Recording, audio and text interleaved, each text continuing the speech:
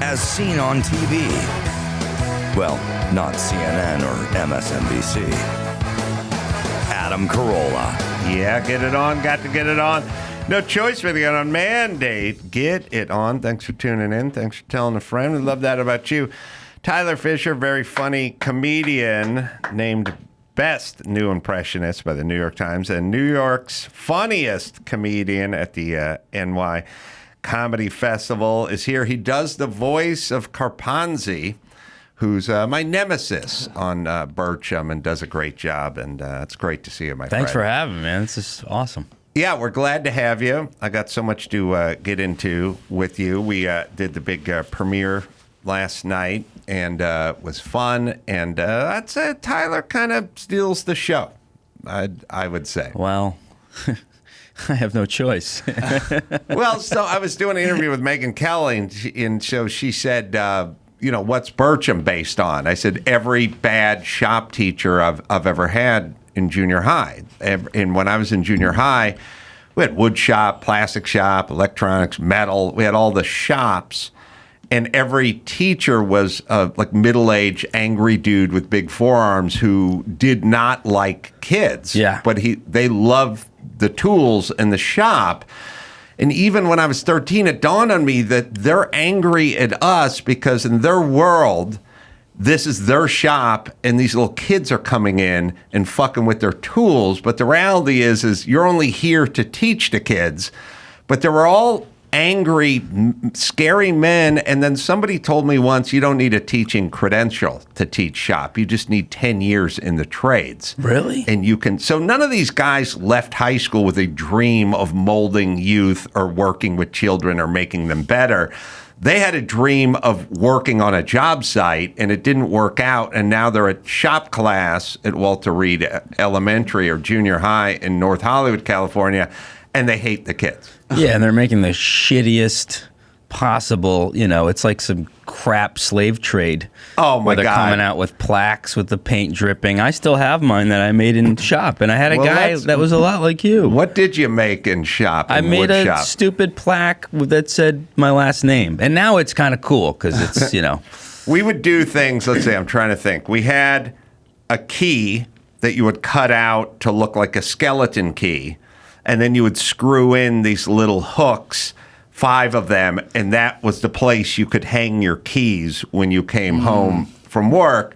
Stuff that was, I built a cigar box for my grandfather who didn't smoke cigars. Oh, that's pretty cool, though. Yeah, that was about as cool as I got. I think in metal shop, we made a screwdriver, just pounded one end flat, put a I always handle on thought it. of, you remember Escape from Alcatraz? Mm-hmm. There's a scene and they take away this guy's paints. Mm-hmm. And that was his whole life. He was a painter. And so he's in the wood. They all get to go to wood shop, and he takes a hacksaw and he lobs off his fingers because he had no reason to live anymore. And my dad showed me that and Train Spotting when I was, I think, 8 or 9. That's a movie about heroin. Sure. So I was always in wood shop thinking someone's gonna, the teacher's gonna snap. It's something your character would do.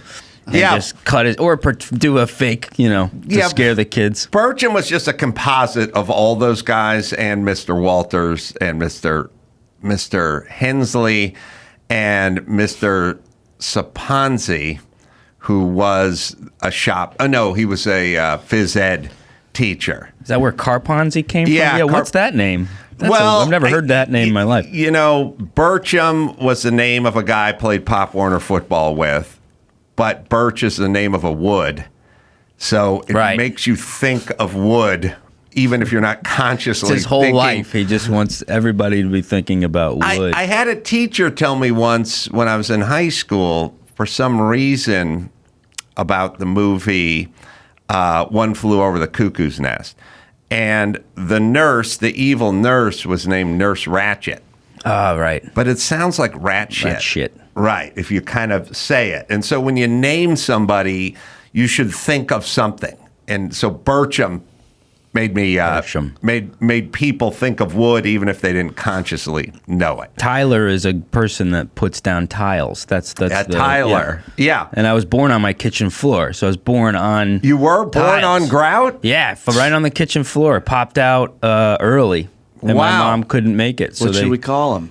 What's that? Call him Tyler. Tyler. I don't know if that was pre-planned.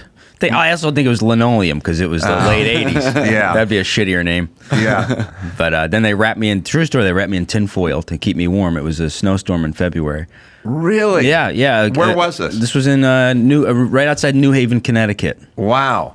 Yeah, so On the floor. popped down on the floor, kitchen towel, tinfoil, like a big fucking burrito. Really? Yeah. And then sped to the hospital? Sped to the hospital. Yeah, how loose was my mom that I literally popped out like as soon as she woke up. So What a whore. Hope Carponzi, she's your watching. character, I just told Megan, is a sort of amalgamation of society.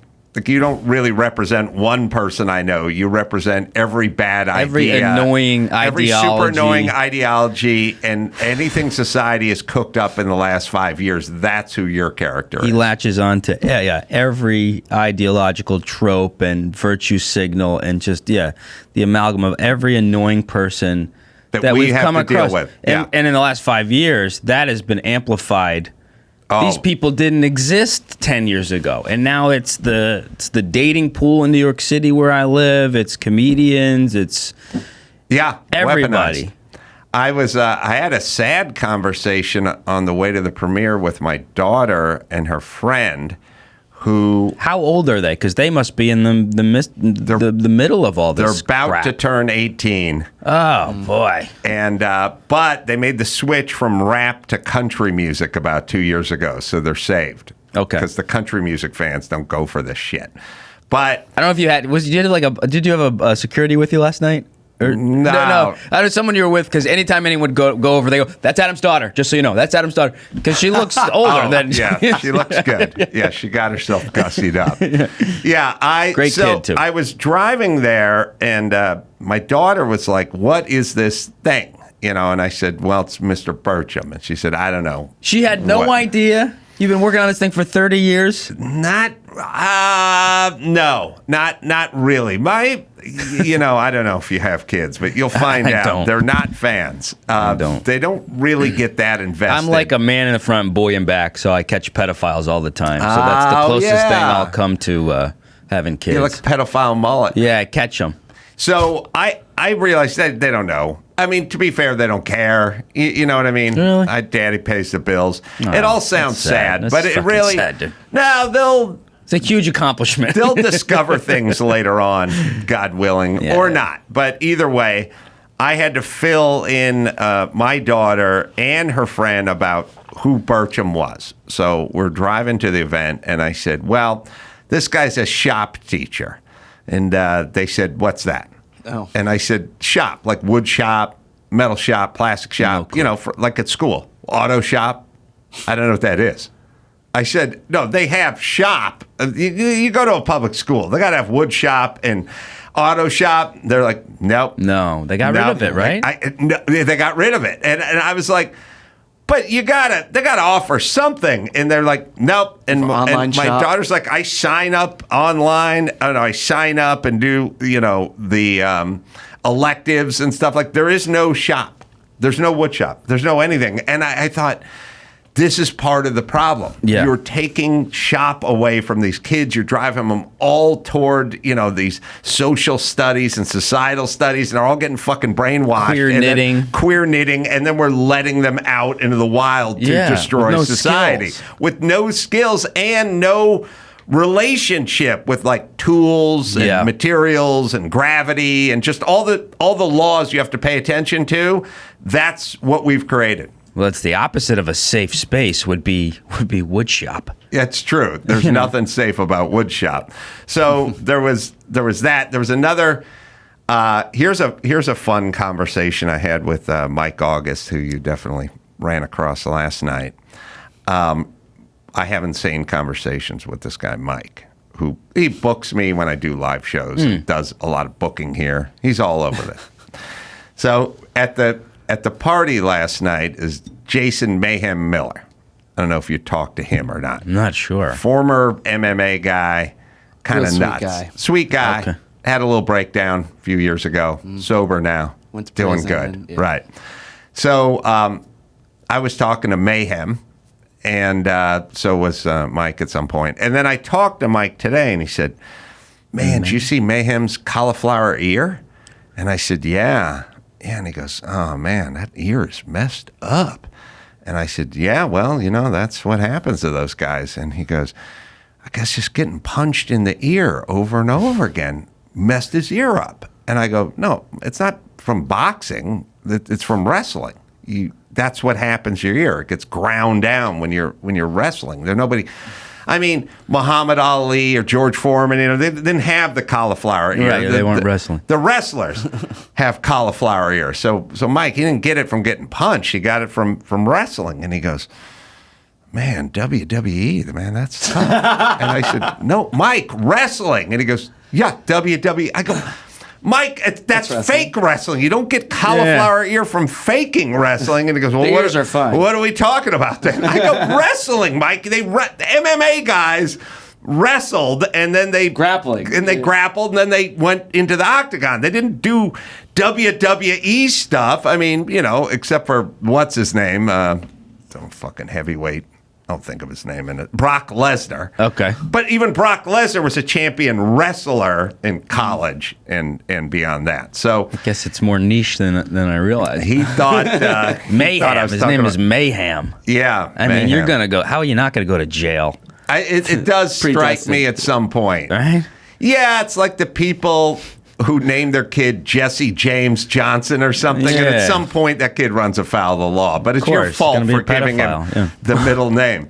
So impressions. I know you do a ton of them, and I was sitting in the. I've next actually been row. doing Adam's voice this whole time. Wow, I thought Real Adam will come He's in any moment. His mic's not even on. silent. Yeah, we should. Yeah. I'll keep interviewing. I've never you. tried it, and I'm not going to try it for the first time right now. But I will say in some self-aggrandizing way, people don't do a good me. well, now I'm going to work on it You're gonna because you work actually on have a nice distinct voice. Some people you can't do. Mm-hmm. It's like I don't know. There's certain people Who's not really doable? like politician wise. Trying to think of like Mike Pence is not Yeah. there's nothing. His voice isn't interesting. I mean, Trump, you just do the sniff and you go right into it, and he starts pretty quiet. Adam, pretty quiet, and then he gets big, right? But then Biden's the opposite. Biden, look,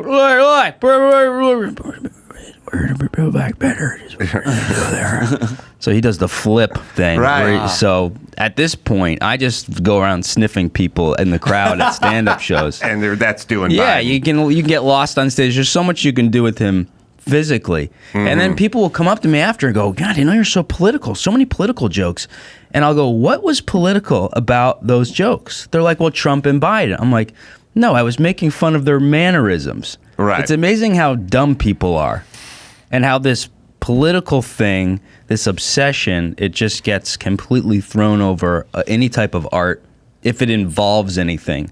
Right. Or the trans. I do a joke about trans kids. So political. I'm like, that's not political.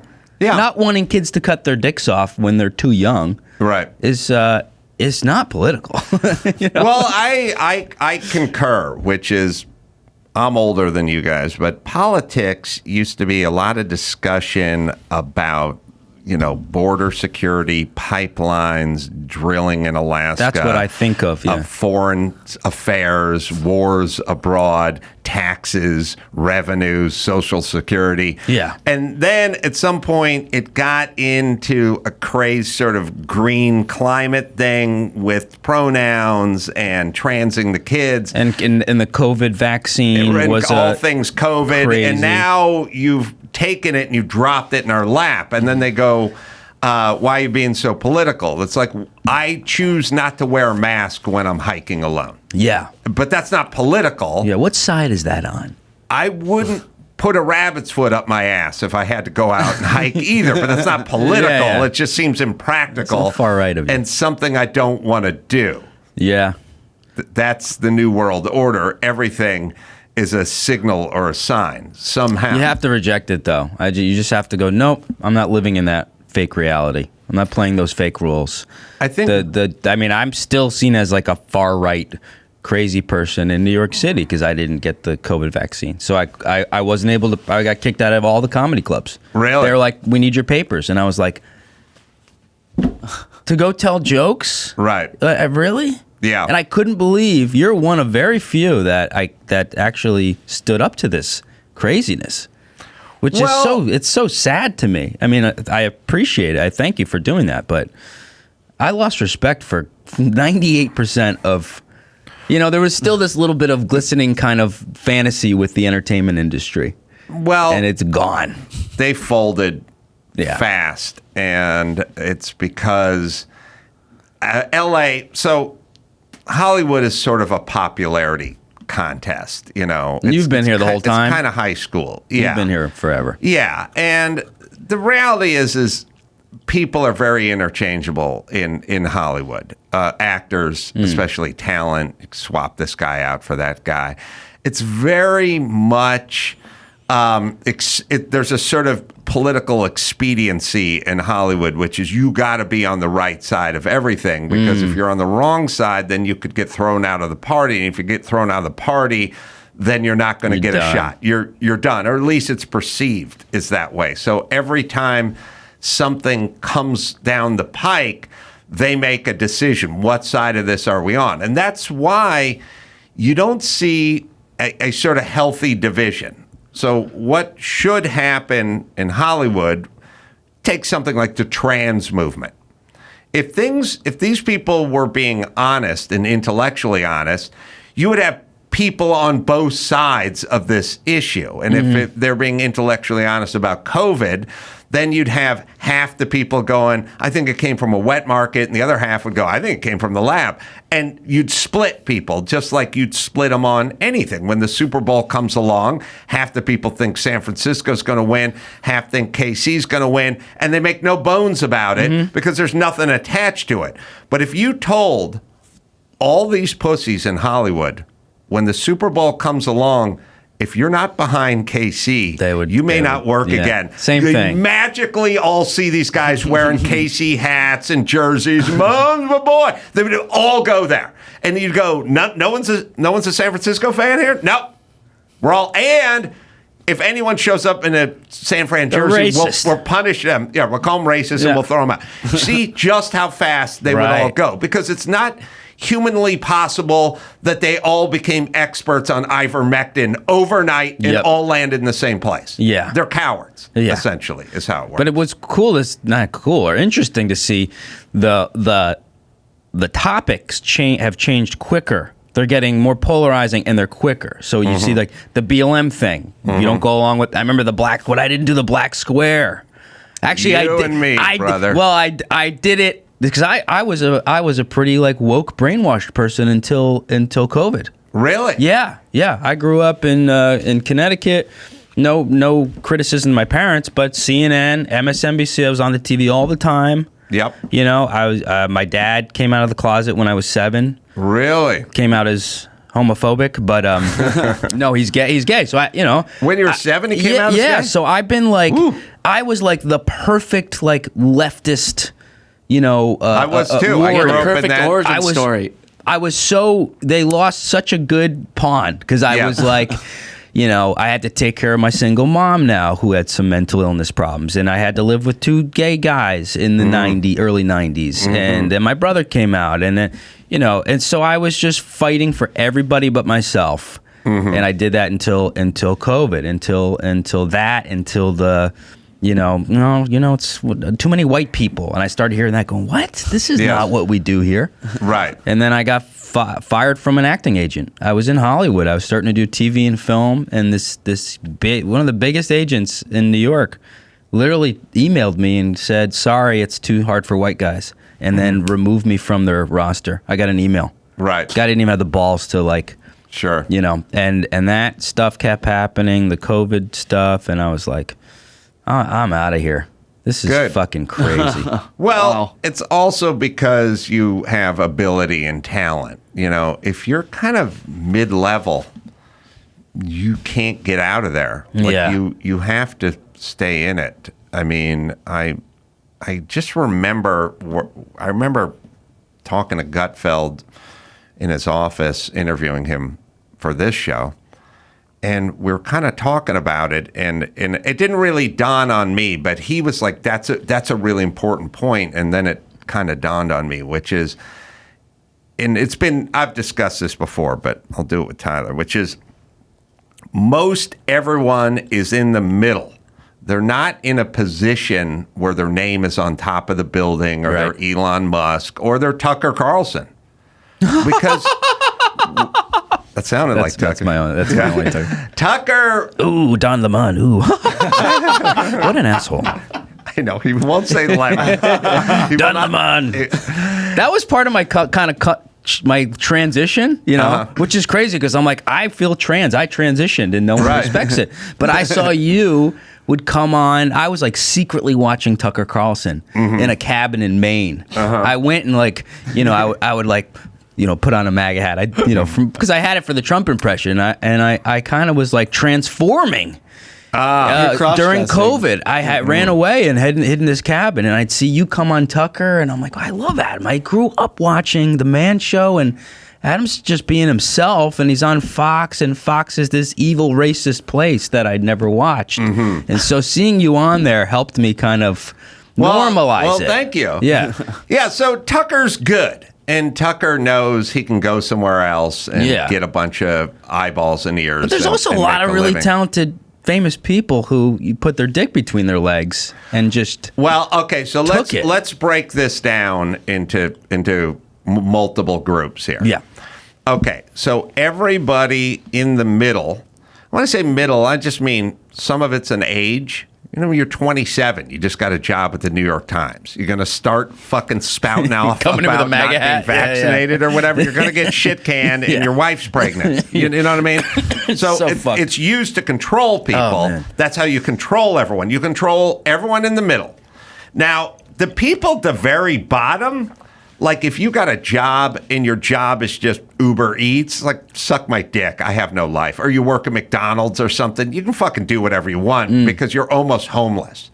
You know, like who's at the very bottom? Homeless. Yeah. Homeless people can walk around with a load in their pants, yelling praises They're actually at the top. for Hitler. Homeless people are at the free speech not from a top. socioeconomic, but they can do whatever they want. People just go. For a comedian, you almost are jealous of them. You go, they're saying what they want, doing what they want. For the sake of this experiment, we'll put them at the bottom, in that they have no job, they have no.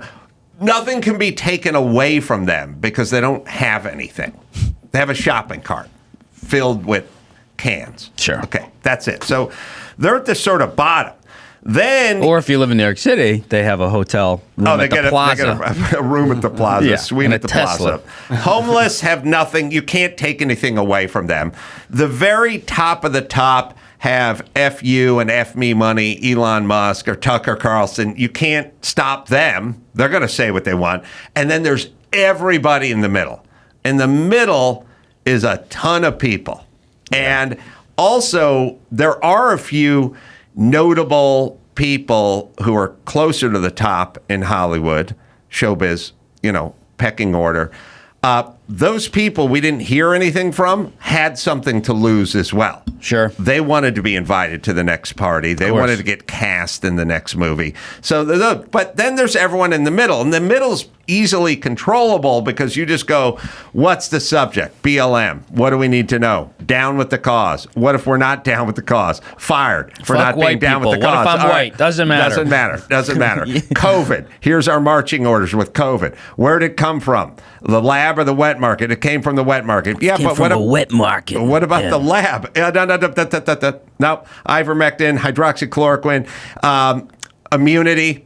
All the stuff you would get. What if I have natural immunity? Doesn't matter. No. It's just one shot. Well, now it's 3. Okay. So now we it's just 10. corral the whole middle because the middle is scared. The middle has something to lose. The middle needs their job, and the middle also needs their social standing. Like hey, if you're in high school, there's an order. You're a 16-year-old girl in high school. You want to fit in. You don't want to be ostracized and pushed out of the group. So that worked. And that's where you got the masses, like the throngs of people who are marching for shit they don't even know about. That's how you get 100,000 people in the street like on a gays for subject. Palestine? Gays, queers, Queers for Palestine. Their That's how slogan you get is from that. the river to the seaman. That's right. That's the queers. Yeah. So that works. And that's what just happened. But there's a few people who go, I'm intellectually honest and I have ability. Yeah. I don't think I'm going down that stupid road with these people. Or if I do, it's going to have to be based on something other than a threat. Right. You know what I mean? Like I would like, if somebody said, brush your teeth. And I said, why? And they said, because I'm going to knock them out with my fist if you don't. I'd go, well, I would like to hear some talk about gingivitis and cavities and things of that nature, plaque, things like that. You know, Motivate me a little. Yeah, motivate me a little bit instead of threaten me. But they couldn't motivate anyone because they were lying. Yeah. And they didn't have any It's the information. clearest indicator that someone's lying when they just threaten you and cutting out the entire discussion. Well, as I would say over and over again, Fauci, you want everyone to get vaccinated, right? Well, the first shot, Adam, really was just to loosen up the vein and sort of get it ready for the second and third and fourth but dose. you, Fauci, The fifth, sixth, and seventh are to create a vaccine community in the body. yeah. The 8, 9, and 10th, they're just placebos. It's just, I couldn't believe. I tweeted out once. I said, "Just got my third shot." It was the most popular tweet I ever had. Really? It went viral. And you've had no shots. Because this was like as the first one was kind of being introduced, and that was satirical. That was Right. extreme satire to say, "I just got my third." Everybody was like, "That's fucking." They love it. And then Oh, they all never got, stop and patting each then other on the the back. second, and then the third, It happened. and then So Fauci's claim was the people who aren't getting vaccinated are these Fox viewers who watch Hannity and Tucker Carlson. Okay, fine. Then go on Tucker Carlson, Fauci, Talk and to explain to his audience. Why? You keep popping up on MSNBC. They're all vaccinated. Go to the place where they're not vaccinated.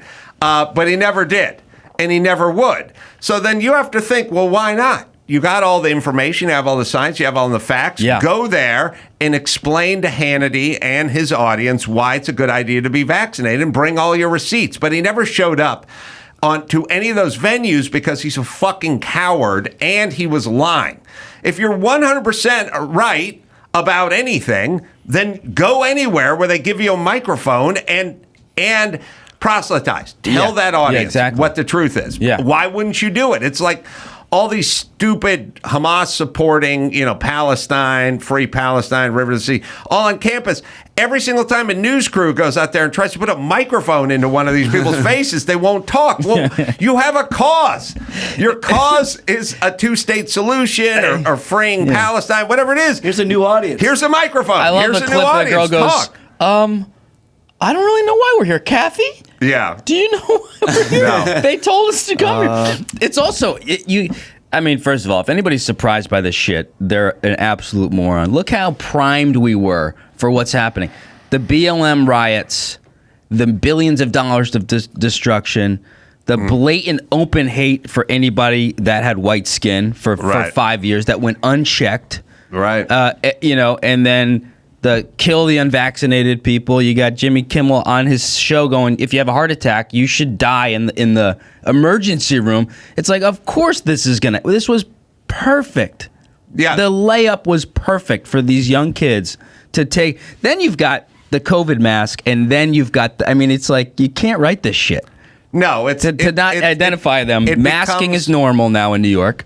Now these, I don't know what they're called. Oh, I remember when they were selling astronaut helmets at the airport. I saw yeah. advertisements Oh, my God. for a full breathing Full apparatus. fishbowl over your head. Yeah, obviously it's become surreal. The other thing I was thinking about, I don't know why, just comedically, but I was laughing about it with Dennis Prager, who I saw at the event last night.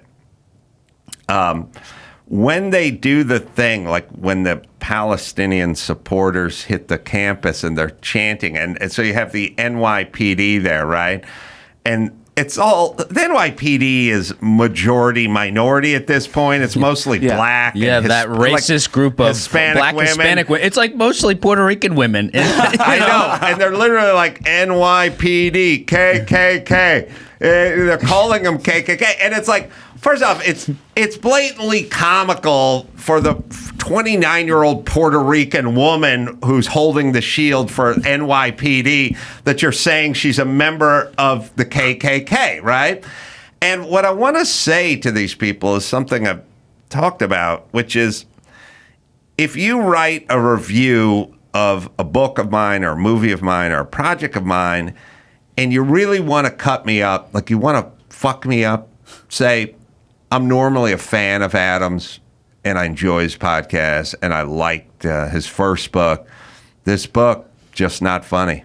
And I was disappointed because I'm rooting for the guy. Kills and you. it's like, oh, fuck. Kills at this you. point. When they go, this is the worst book since Mein Kampf, and I don't, they bring I go, Hitler okay, in. That fuck, means nothing. all right, fuck you. I mean, it means nothing. It's, you almost breathe a sigh of relief. Like, oh, okay. I love it now. So what I was saying is when the pro-Palestine kids are at Columbia and they're chanting, NYPD, KKK, or Hitlerian. It's rolling right off the back of the black officer who's clearly not in the Klan, and he realizes you're just nutty now. But if they came up with a chant like NYPD, not as good as previous graduating classes from the academy, or like you guys just aren't as strong as they normally. Man, they had that was a class. That was Giuliani's that was a group. grad. You guys, You could lose a little weight. Yeah, you could lose like something where the guys would go, oh, geez, I put on a little something. Exactly. The belt's a little tight. Yeah, like get them with something nuanced. You can't just call them Hitler and Klan members. They just laugh about that. Oh, it's insane. It's tragic. I mean, look how quickly they've been radicalized. I mean, how fun. I'm sorry, if you're in Palestine or you're the leader of Hamas, you're kicking back and watching CNN and just awesome. going, look at this. Oh my God. The next group of scientists and it's. Yes.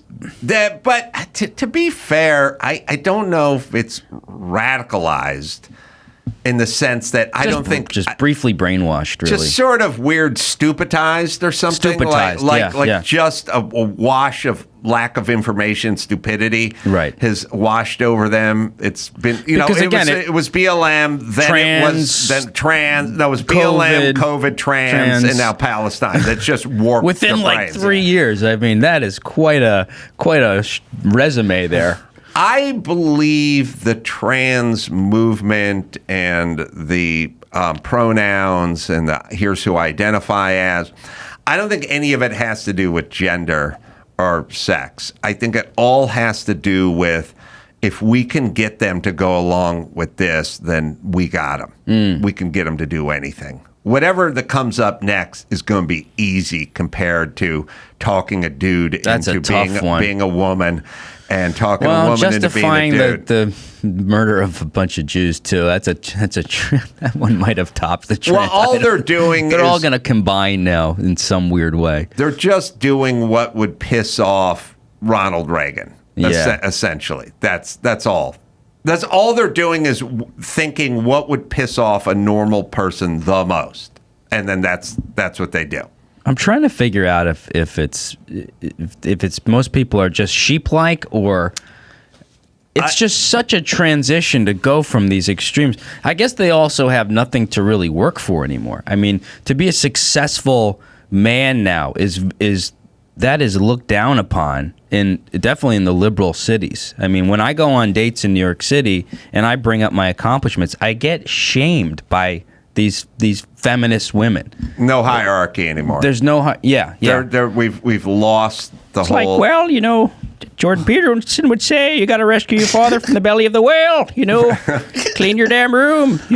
Go have sex with a cat, pet a cat. It's like, well, there's no hierarchy. Okay, well, you believe trans kids are, God. It's like, well, it's comical. Always getting emotional. It's comical. Oh, he's starting to tear up. Yeah, I know.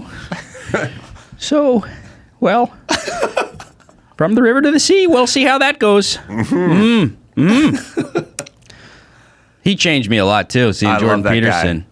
I love that. Well, he was original stand-up, fuck you guy. The standing up, the Bill C-16 stuff in Canada. I'm sure you know about that, right? That's where it started. When I saw him in a congressional hearing, and all of these Canadians like, well, why don't you just say the pronouns, eh? Like, just be nice, eh? And he's like, you don't understand. He's like, you can't compel somebody to say something. Right. The law is you have to, if you say you're a goat, and I don't say Adam's a goat, I go to jail. Right. And now that's a reality in Canada. And we're seeing, but I just thought that was so badass that he just, what I learned from him was how hard it is to really stand firm on something.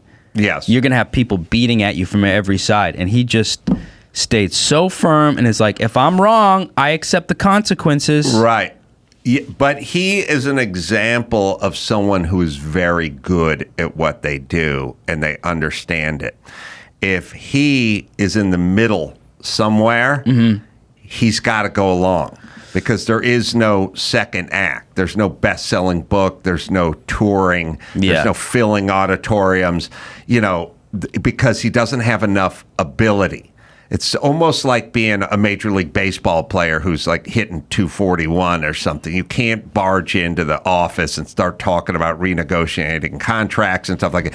You just stay in the seventh batting slot, do your fucking job. You can't start making noise about getting traded and getting paid and getting into your manager's face.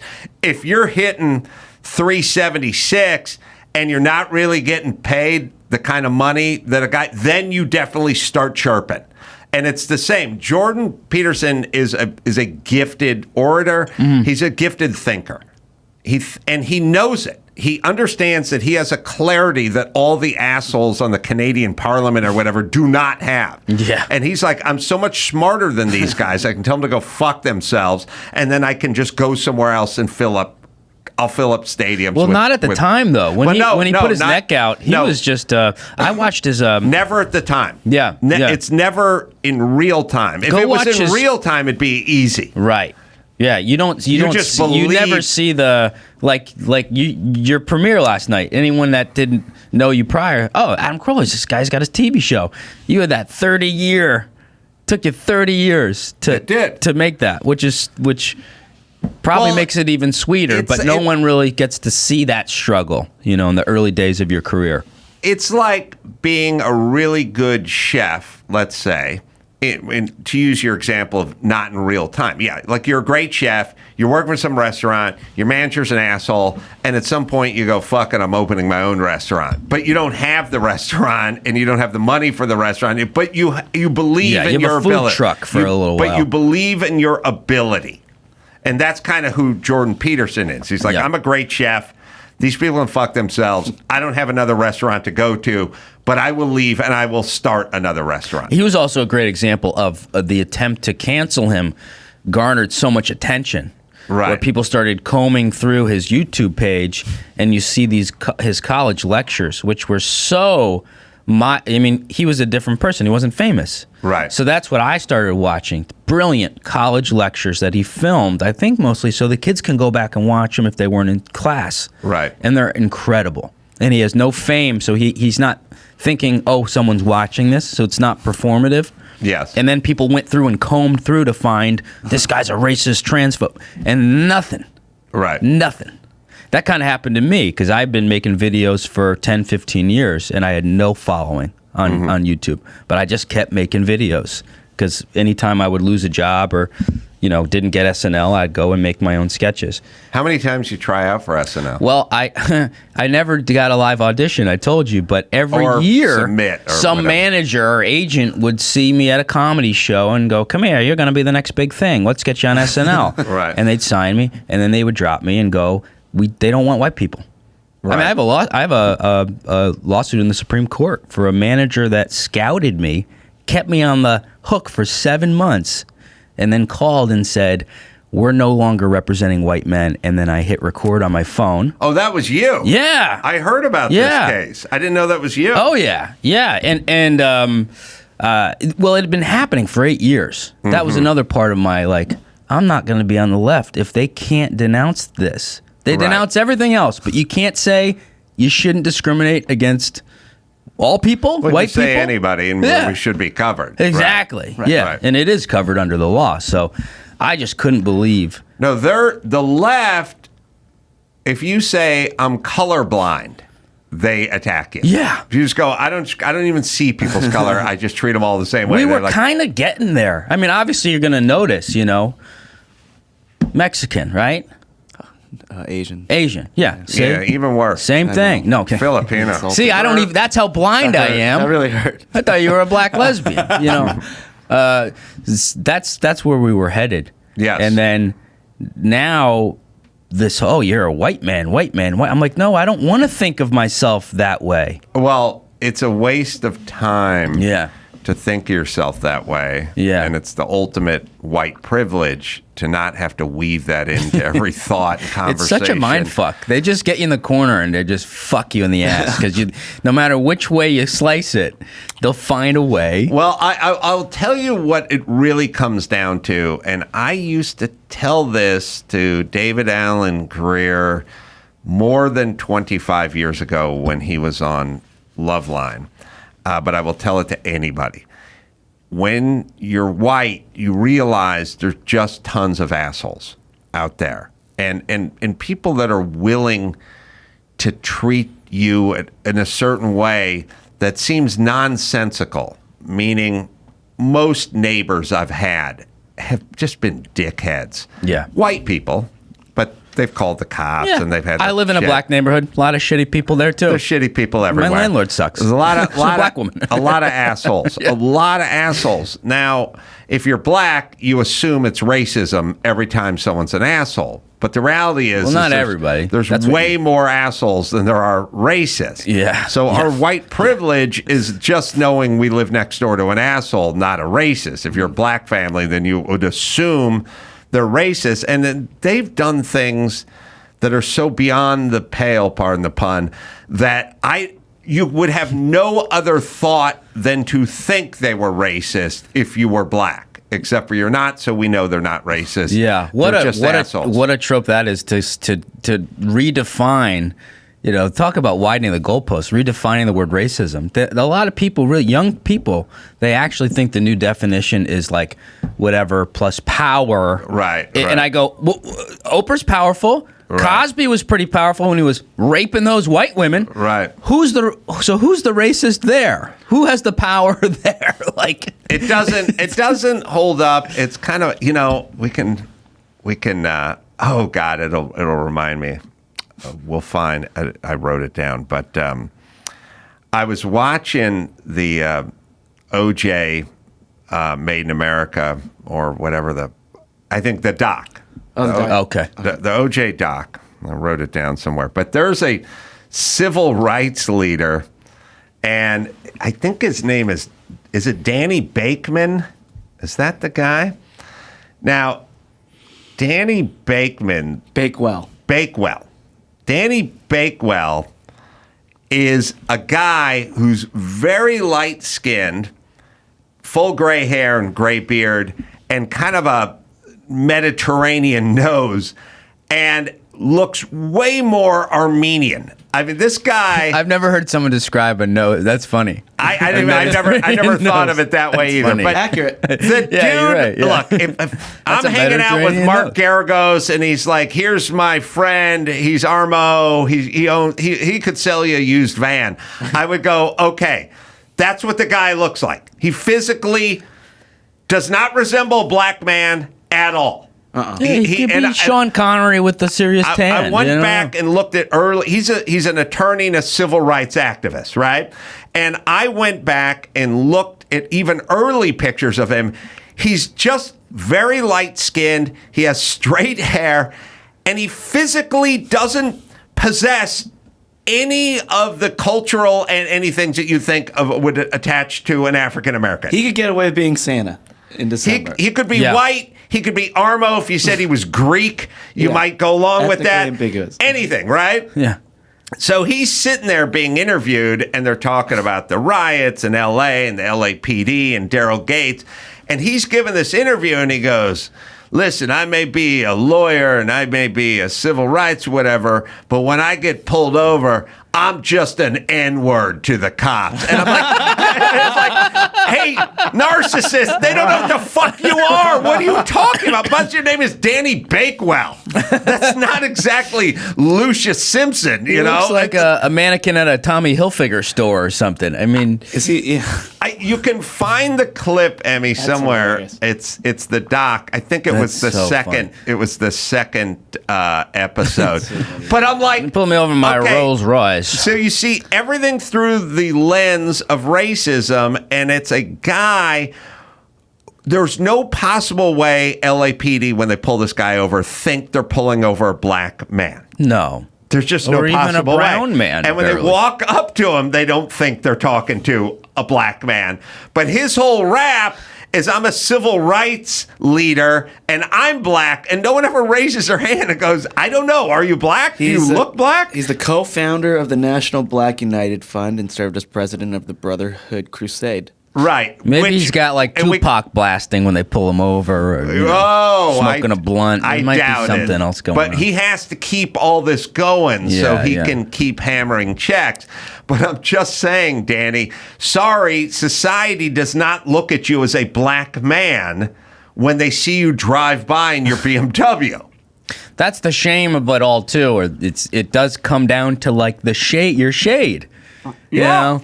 And a comedian came up. I was sitting at the Comedy Cellar, and we're all talking about, I think, the Jewish conflict and stuff. And a black comedian came up and said, there's not enough black representation for you to all be talking about this. Which, I love that. that. What year are we living in, by the way? I don't and know. A friend of Fuck mine everyone who goes, you can't weigh in. I can weigh in on anything I fucking want and do all day. I talk about dolphins.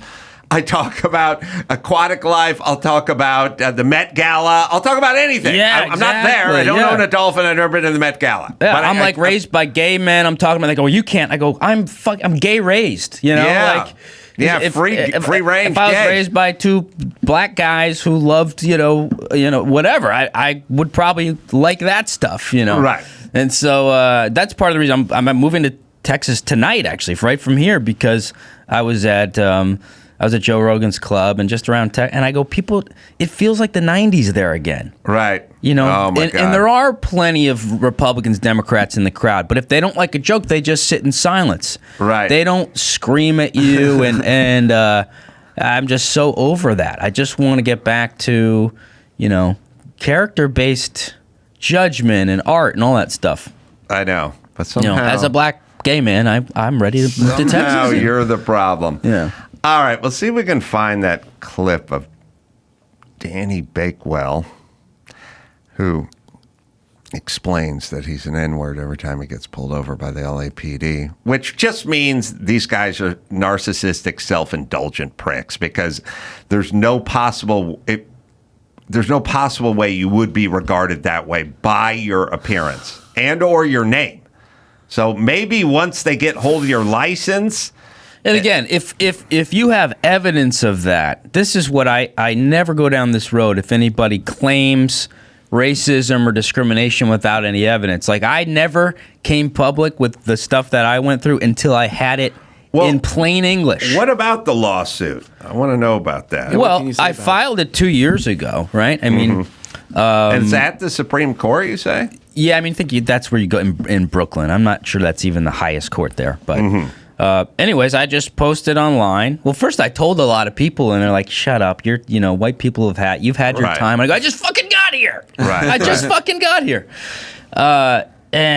So I got a lawyer, and he goes, "This is the clearest discrimination case I've ever had." Yes. And so it's been 2 years. It's in the process. It's slow going, but the guy literally says it's company policy to not represent white men. And you think people would be upset about it. I got so much. I put that on Twitter. Comedians, people I've known forever. You racist, shut down. Now you get Jamie Foxx is coming after me. Like that guy became a fan of mine randomly on Instagram. I literally nearly quit after I got fired the first time. And I get a voice message from Jamie Foxx like, hey, man, I don't know where you are right now. You're so funny, Tyler. We got to hang out. We got to go out. You're so... And I was like, it literally gave me enough energy to like get off the couch and start making videos again. And now he's making fun of me for standing up for this. And it's so sad because he's black. I don't care, but he's one of the reasons I became an actor and started doing impressions. Right. And if you flipped it, people would go, well, a black boy can't see a white guy and be motivated to, if he doesn't see someone who looks like him. So after all that, this guy's had a wonderful career of opportunity. He's killed it. And he's attacking me because, oh, shut up, white boy. You don't get to have your day in court. It's like, it's just tragic. It's tragic. I know. The people that are disappointed, that's the saddest part for like you speaking your mind or you piping up or giving an opinion and like, we're disappointed in you. You're disappointed for what? I'm just... Not shutting up about something that's wrong? That's illegal. That's illegal? Yeah. All right. We'll see if we can find that Danny Bateman thing because it'll make you guys laugh. We got other stuff to get into. We got the news, and we'll do that right after this.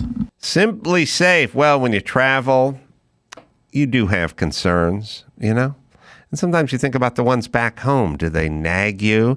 Did you lock up? Leave a window open? Well, I recommend Simply Safe Home Security, award-winning security and peace of mind wherever your summer plans take you. We all use Simply Safe here. We have for over a decade. Guys, it's a great company. Great couple started it. Simply Safe, given me and my listeners real peace of mind. And now I want you to have it too. Whole home protection, a variety of indoor and outdoor cameras, plus sensors to detect break-ins, fires, floods, and more. And right now, you can get 20% off any new Simply Safe system with Fast Protect monitoring at simplysafe.com/Adam. 2 eyes. simplysafe.com/Adam. Protect what's yours with Simply Safe. There's no safe like Simply Safe. BetterHelp. This show is sponsored by BetterHelp. Well, we all carry around stuff we keep bottled up inside. Yes, that's human nature. And BetterHelp can help get some of it out there. Clear a little space. Get things off your chest. That's the way to do it. Talk to a therapist. It's a safe space and you can figure things out. I'm a big fan of therapy, always have been. And if you're thinking about starting therapy, give BetterHelp a try. It's entirely online, convenient, and it's flexible. You just fill out a brief questionnaire. You'll get matched with a licensed therapist, and you can switch therapists anytime for no additional charge. So get rid of some of the baggage, get your head straight, and have a better year than you had the year before. Then you go with BetterHelp. Am I right, Dawson? Get it off your chest with BetterHelp. Visit BetterHelp.com/Carolla today to get 10% off your first month. That's BetterHelp, HELP.com/Carolla. It's time to check Adam's voicemail. Ace Man, I know you talked about the Southwest flights from Vegas to Glen Burbank not serving the drinks because the flights are too short, and it's happening more and more. People are talking about it. My pops just flew down to Florida to visit me and flew back to Boston the other night. And they only fly JetBlue, my parents. Same thing. No drinks served, no snacks, no nothing. They didn't even give them a reason for it. They just didn't serve them. 3-hour flight, Florida to Boston. It's happening. It's happening. It's fucking lazy fucks at the airport, the lazy teachers. Oh, my God.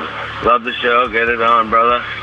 You can leave us a message at 888-634-1744.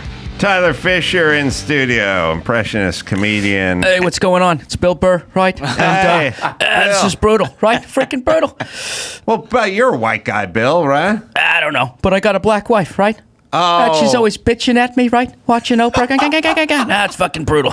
It's got to be tough going out and doing your set and then coming home to a woman who's critiquing you that way, Bill. Right, and I can't, oh, you're racist. Oh, he's racist, right? It's happening on a Monday. I don't know. I'm just being a dick.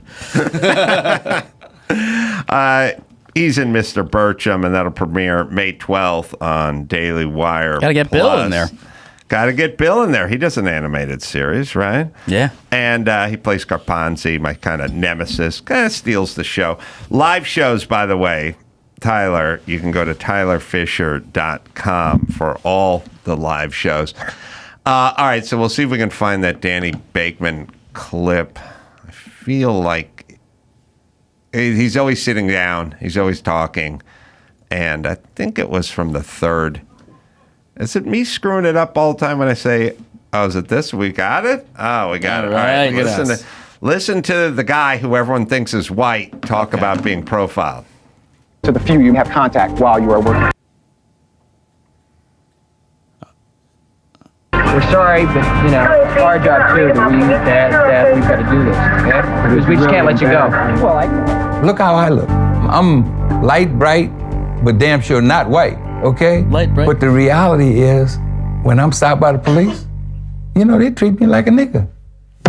Okay, All right, first let's off, roll. I wish my culture could just simply rhyme things to make me right. The glove don't fit, you must acquit. It's like, all right, I guess we gotta let him out. Yeah. That guy rhymed. You know, they had a whole fucking slew of evidence, but he rhymed. I'm light, I'm bright, but I ain't white. It's like, well, you look pretty. Okay, Light and bright describes a white person.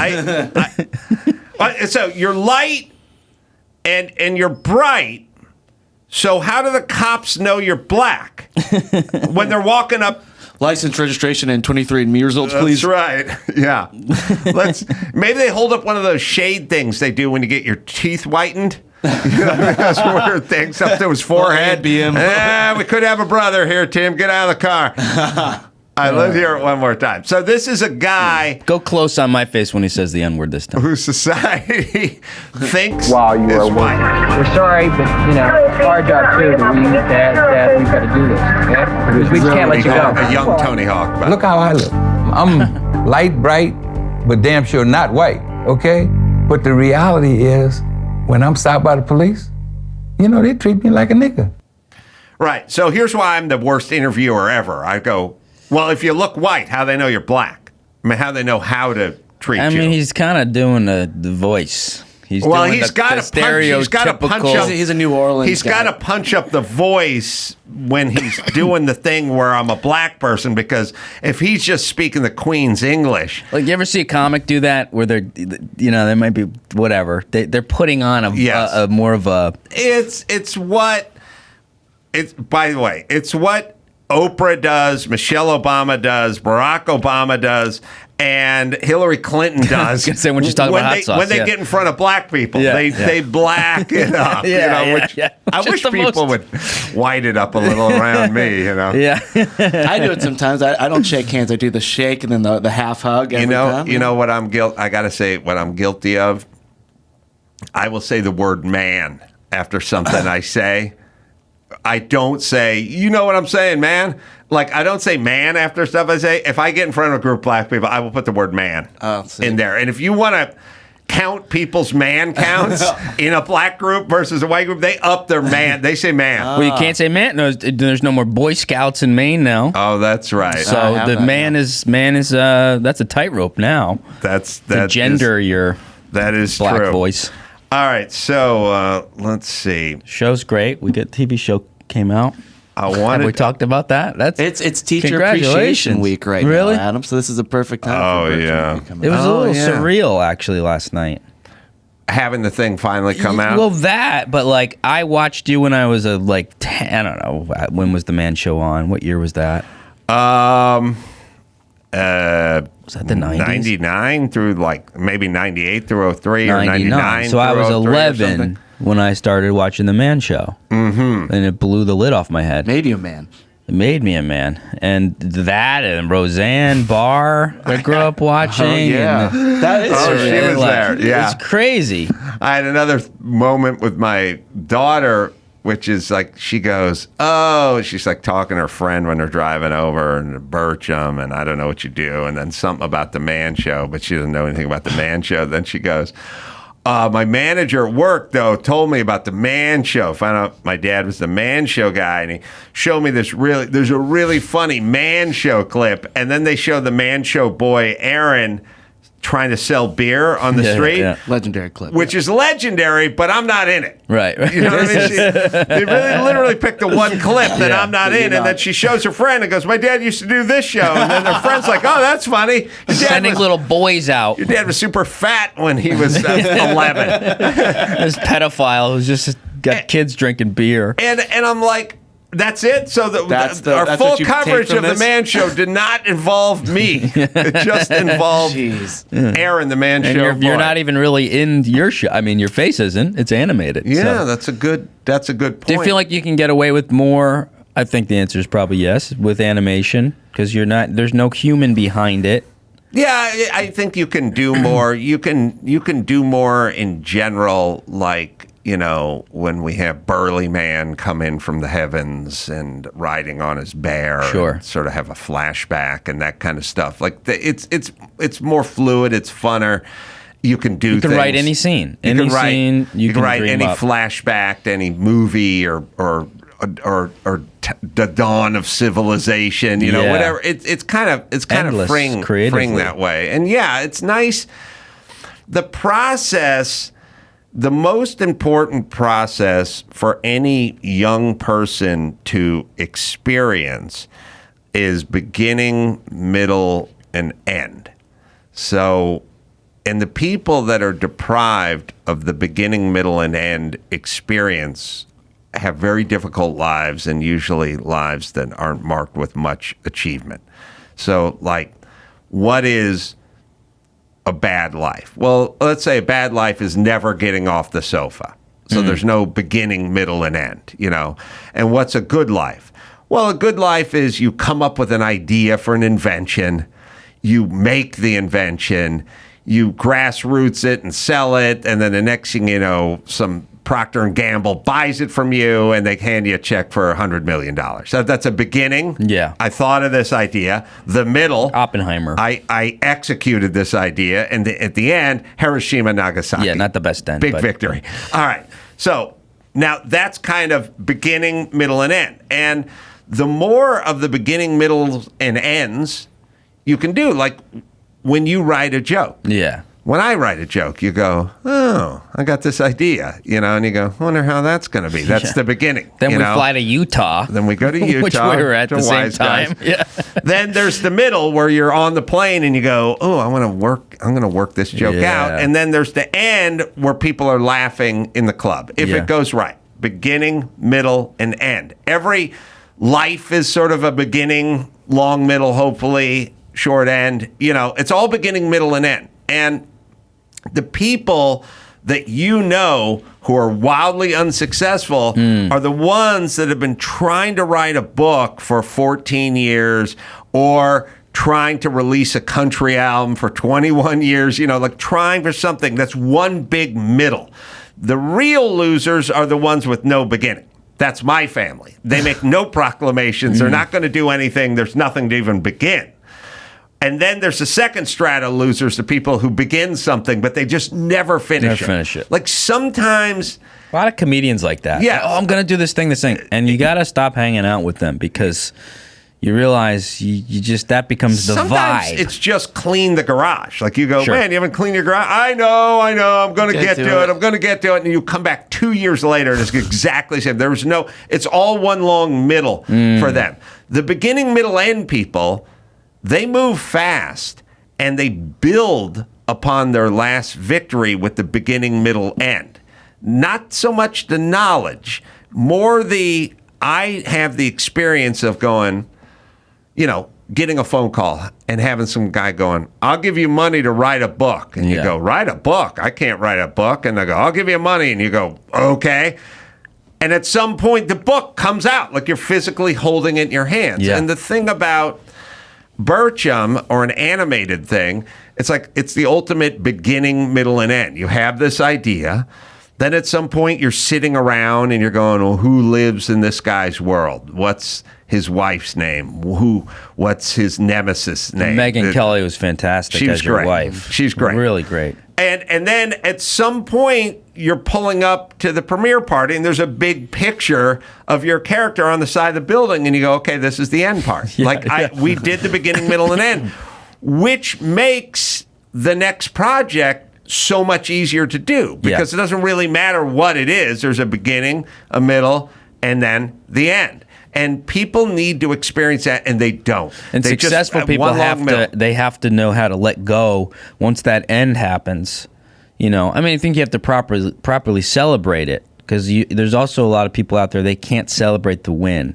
They get the show. They're touring and stand up. They're still flying in the back of the plane next to the bathroom, and I'm going, you got to enjoy it. You got to celebrate it. I used to have a guy, I was in a 12-step program, and I was a joke addict. It was my therapist tried to get me to stop telling jokes. But every little win, he would text and go, how are you going to celebrate? No matter what it was. Right. Clean your room, whatever. Clean your room, you know, every fucking thing. And I take that with me. Yeah. Like, I'm here for 3 days. I went and got myself a place on the beach for 2 days. I spent some money I maybe didn't have, but it's like, no, I'm in a fucking TV show with Adam Carolla and Roseanne Barr and all these people. Just celebrate it. And then take that energy and put it into the next thing. I'm going to do the mothership tomorrow. I'm going to take that energy into that. But you have to be able to soak in it a little bit and go and be able to move on to the next thing. It's a balance. Yeah. And soak in it for a bit is good. Hang out in it will get you back to the middle guy. Yeah. So it's a sort of, let's enjoy this, and now let's get on to the next piece and you've got work. Season 2 that you can move on to. All right, Chris, do you have any news for us? Certainly. So Tyler brought this up, so I'll just do this one now. So the Boy Scouts. That's right. They, in an effort to be more exclusive, the Boy Scouts of America... Inclusive, sorry. Well, they end up being exclusive at the end of the day. In an effort to be more inclusive, the Boy Scouts of America is changing its name to Scouting America, the organization announced this week. The rebrand reflects the organization's ongoing commitment to welcome every youth and family in America to experience the benefits of scouting. Yeah, can't have a Boy Scouts and a Girl Scouts anymore. Yeah, well, remember, the announcement comes 5 years after the organization began including girls into the Scout program. Just have a fucking boy and a Girl Scout. Wait, so it used to just be Boy Scouts, and then they made a Girl Scouts? Yeah, there were Girl Scouts as well, but now they started accepting girls into the Boy Scouts. They had a YMCA and a YWCA. I don't even know if they still have a YWCA. I've never seen a YWCA. Their YWCAs were a big thing, and YMCA was for the men, and YW was for the women.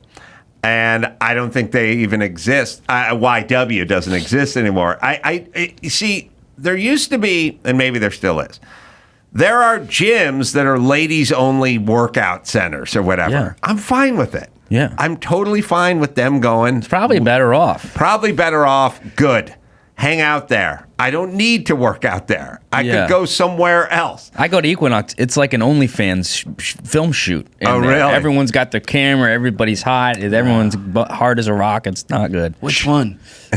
in Hudson Yards, New York City. Oh, Hudson Yards. Yeah. La-di-da. And by the way, they shut the sauna down because all the guys were fucking in it. So the men, we lost our sauna in the men's room, and now there's a sign on the steam room. It's like, don't fuck in here.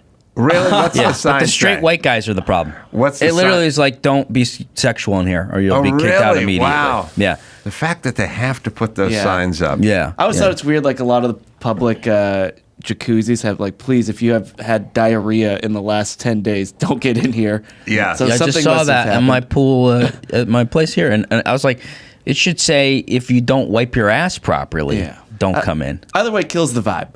That one kills the vibe. I really realized, like, it's a lot of the signs. Like, I saw when I was at JSX in Burbank, there was a high top table and it said, don't put your dog on the table. And I thought, oh my God. And then you pass by the fire station. It says like baby safe drop zone. Like, here's a drawer. Yeah. You know, just put your kid in like you're doing a night deposit at a bank. And I'm like, These signs spell the end of society. Yeah. Oh, yeah. Don't fuck in the sauna. Don't put your dog on the table. Don't drop your kid off at the fire station. Like, this is the end of these. Don't put that on display, please. I had one. It said at my hotel. It said, "Save the planet. Consider not washing your sheets during your stay." And I'm like, oh, look at me rolling around my own cum like a hero for 5 days. That's Just right. busting loads for the whales, a little for the trans community. Like, it's just, come on, man. Little cannoli. You're at a hotel to be pampered a little bit. No, everything that is a sort of their movement, like what they want you to do, is all to save them time and money and labor. You know what I mean? So they'll like hang a picture, hang a little plaque, and it'll have a picture of a dolphin on it. And it'll go, use your towel for an 8th time, which I'm always fine with. My towel. I don't use my towel and then fucking slap a dolphin in the face, wrap it around his neck. Choke flipper out. No, my towel feeling is the towel only touches me when I'm clean. There's nothing on me. I just got done cleaning myself. So when the towel goes on, the towel gets moist and or wet, but I am at my cleanest. It's basically just getting water. I've never been cleaner. Yeah. And then I hang it out on a hook and it air dries. And then at some point a woman will come in and go, that towel is disgusting. You have to wash it. And I'll go, well, what's washing it? More water? In soap? Fauci would say during the pandemic, your droplets are all over the towel. There's millions, billions of COVID droplets. Which, by the way, no one ever fucking talked about the fact that 6 feet thing was fake. It was made up from the original pandemic. The actual distance was much closer to 30. That was so we would have had to stay 30 feet away to fully prevent it at the grocery store, everywhere. And we're putting stickers in elevator floors like everywhere. 4 feet away. Still everywhere. I know. We're fucking nuts. Take those down for the love of God. It's not their fault. It's anyone who listens. Oh, God. Yeah. I agree. So we can air dry a towel for 100 years. There's nothing on it. There's nothing on it. It doesn't get dirty. But the hotels are always looking to save a little bit of labor. Especially after COVID, when everybody lost half their employees. The service all around now is just gone down 50%. Yes. Half the staff, and they go, well, it's COVID, and and so we lost kind of the proper way to do things. Where did everybody so go? Much. They went home and they They never paid came out to go home. And they overdosed on booze and fentanyl and drugs, and everyone's fucking high all the time. I was It's talking to disgusting. my son the other day, and I just go, you've been in high school you're graduating now, right? Yeah.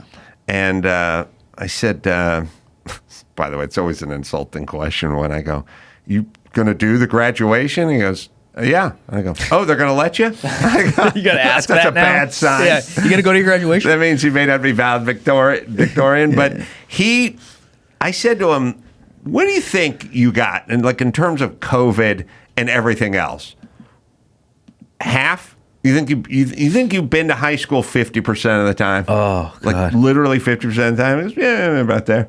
Like COVID kicked in his freshman year, and it's been catch as catch can since, because people change their relationship with attending school and attending work. They don't realize there's implications to telling people to stay home for a year. It's not that year, it's all the years after that and their relationship with work. Yeah. I don't want to go in. Once you take that amount of time off, you know, we've been going since grade school, just knowing that get up, you go, you get to work. And then you take that away where you're home for a year, just jerking off in your own bed for 5 days. He told me the greatest thing ever. He goes, he was unvaccinated.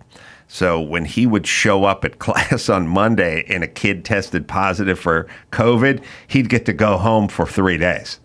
He said, that was the best day of my life. Unbelievable. You just show up Monday morning. It's like, Tim's got COVID. All right, I'm out. See ya. You just I'm back home again. You just find the people like sneezing. You just hang out around them, you know. Literally, literally they opened a brand new cafeteria, state-of-the-art cafeteria, and all the kids would have to eat outside, sitting on the dirt and the grass in the rain because they wouldn't let them in because they were too close Unreal. to one another.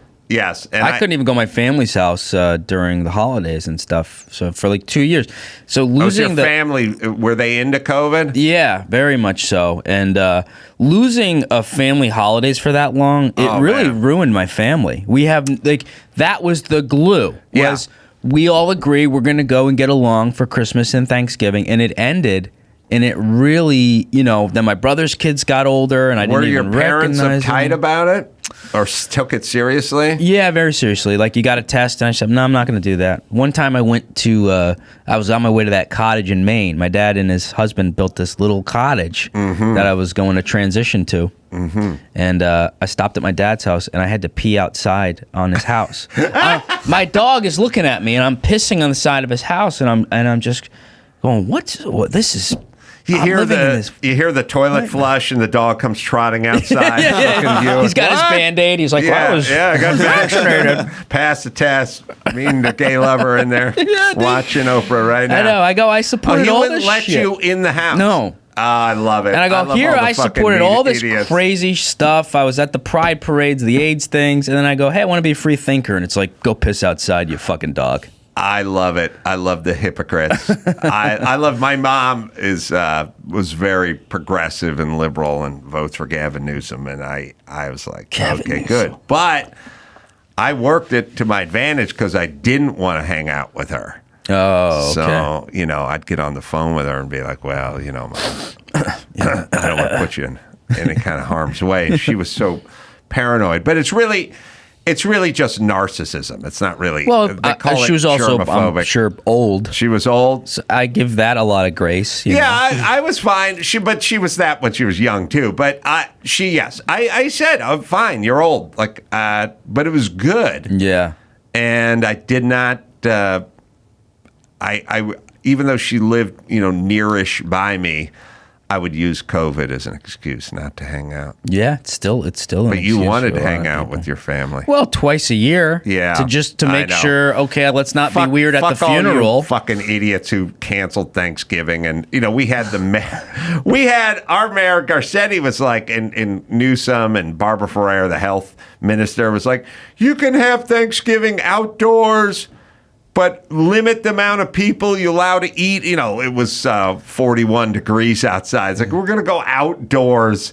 And they were actually telling you how to do the food, like what to put it in and how to pass the food down, wipe down the food and stuff. And I was like, fuck and y'all, we're the fascist, dictators. They're like, for wanting to think freely. Put the mashed potatoes in a T-shirt cannon and fire it across the table at Nana or Grandpa. Like, are you fucking 25 idiots? chews per person. Yeah, that's right. Yeah. I never did. I didn't so much as wash my hands during Good COVID. for you. I was fucking How much done. shit and hate did you get? I mean, I lost a lot of people in my life. Adam was a super fine. spreader. I was a super spreader. Remember? I had a lot of people coming out of the woodwork. Spreader. I had major celebrities like Valerie Bertinelli and other major celebrities. We know what you mean when you say major celebrities. George Takei, all the big names were trying to come after me, and I told them to suck my dick. Oh, good for you. Yeah. What was that article? Was that Newsweek? I What was think the so. one with that great article about all my misinformation? By the way, you know what's great? Read articles from 2020, August 2020 or February 2021, and read the article in Newsweek or USA Today or whatever when they list all your misinformation. It's all shit they were wrong about and you were right about in real time. Radio host Adam Carolla says only old or sick people get coronavirus. Asks who's going to get played next time. So that was Newsweek. Yeah, it sounds pretty accurate, actually. Coming after me. Yeah, I said old people and sick people die and the rest of you pussies got played. And then who's getting played next time? It was a pretty simple tweet, And then the article, which is awesome, because it's from it's September 2020, I guess. So it says someone who just took it off the screen while I was saying it. Is that wrong? Does that mean, Byron? No, it's right? Yeah, September 2020. Yeah. So it was pretty... The thick of it. It was pretty right in the thick of it. Yeah. And I just called everyone pussies. Well, I love that. And told them they got jobbed. And I said, who's going next time? Because this ain't it. They found that you people are so soft-headed and so weak and so pliable and so dumb that whatever the next thing is, you're already early money on that shit. They're going to grab you and fuck you up. This was a with that. minor test run that it was failed miserably. Well, or no, I mean, pass with flying colors. Failed. The people failed. Yeah, yes. the fact that so many people went along with, even at 51%, they'd go, yeah, let's do it again. Yeah, I want to hear some of that article because it's going to make Tyler. It's going to make Tyler laugh. You just feel kind of untouchable in a way. I don't know if it's because you have like a grounded. You have this kind of stoic energy. Whenever the truth is, that's it. Yeah, that's the policy. Right. The truth. Right. If you may not like it, but that's not my problem. Or even you know what I mean? we got rid of was this period of time where we go, we're not quite sure, so maybe don't fire everybody and force medicine into them. Here's this little we've got rid of that deliberation time where you go, now we let people make their own decisions and do their own research or whatever it might be, and that just disappeared during this whole thing. All right, where's that article? Okay, I have it here. Oh, you have it, go ahead. So once again, radio host Adam Carolla says only old or sick die of coronavirus. It's a good breakdown because I hadn't been a radio host for 14 years at that point. I was a doing other podcaster, things. but that sounds too hip. Yeah. Asks who's going to get played next time. Radio host Adam Carolla was blasted on Twitter after falsely suggesting only the old or sick die of COVID-19 while insulting those who got played by believing medical experts. Well, okay, I did. You believed your medical experts, and you idiots got played. Yeah. You believed yours. Yeah. You didn't die, and you kept your life and your freedom. And here's your tweet from Monday morning. Turns out the people dying from COVID are old or sick or both. How many of you pussies got played, and who's going to get played the next time? Can't be more succinct than that. Although the sick and elderly are more susceptible to serious complications or death due to COVID-19, they are far from the only groups that the virus kills. Right. So see what they do there. More susceptible. By more susceptible, you mean like blacks are more susceptible for sickle cell? Yeah. Like, no. It's the overwhelming majority of them. That versus the other one where they go, some people, versus zero or almost zero or statistically zero. Don't you think, I mean, I know a lot of people. I don't even know somebody who knows somebody who died at my age or somebody who was healthy. It doesn't exist. Every talking head on CNN, MSNBC, Work for USA Today was in the government who warned us about COVID. None of them died. Zero. Zero deaths. Politicians, zero. Zero. So how bad could this thing be? Yeah. No, Sorry, it's Chris. It's unbelievable. All right. Data from the Centers for Disease Control and Prevention indicates that over 35,000 out of more than 170,000 U.S. COVID-19 deaths were in those aged under 65. Right, with pre-existing conditions. Which I said. That's what I said. An asterisk next to each of these sentences. Diabetes, legless, blind, in a coma. Yes. All right. Younger people who contract the virus are also able to easily spread the infection to the elderly. Oh, that was the other one. That's the other angle they were. Oh, you can spread we it. all live with our grandparents like it's Italy in the 20s, you know. Fuck off. My grandparents are dead. In addition, many of those who survive bouts with COVID-19 may suffer from potentially long-term damage caused by the virus, regardless of their age or previous medical history. By the way, if people... Remember the long COVID? Yes. If people who had long-term damage from COVID, every single American just about got COVID, right? So if a percentage of those people, let's say 10%, you go, all right, let's see, there's 330 million Americans. This is just Americans worldwide. This is worldwide. Yeah. 7 billion people, right? If half those people got COVID and then 10% of those people had some sort of long-term damage, we'd be talking about hundreds of millions of people that had long-term Should be in wheelchairs damage. on ventilators. Yes. Fucking liars. They lie incrementally. They go, well, it might not hurt kids, but then you give it to them. Then there's long-term. That became something people bragged about, which was so pretentious. Well, I had long COVID. Right. 22-year-old. Right. And their mom had Epstein-Barr virus. And yeah. Many who overcome the illness are left with damage to organs, including the heart and lungs, along with other issues. Many who overcome have. I've fucked many women. Yeah, in that case, fuck you. 4. All right, 4. This is Newsweek, right? Yes. All right, they're liars. They lie. So the next time Newsweek has a take on something, remember they lie. They're lying. They're lying about this. Okay. Yeah. All right, sorry, more news and not less Let's see more Newsweek. news, yeah. But it should anger you, and it should still anger you. And people go, stop talking about it. I know comics that got Netflix specials, and they said, you can't talk about COVID. And they said, okay. And they did their special and cut out. It's like, now you're just going to silence it? No. Yes. No. Yes, fuck you, Newsweek. You owe me an apology. You're wrong. Well, speaking of Netflix, did you see the roast? No, I don't watch Netflix. I don't support Netflix. I don't support people that give fucking Hannah Gatsby, some shitty trans poet, a comedy special, and then all these comedians suffer from it. So I stopped watching Netflix. Good for you. I'm just pissed off. But I saw it. Yeah. Keep going. Well, so you saw Kim Kardashian get up on stage and she was booed. Mm-hmm.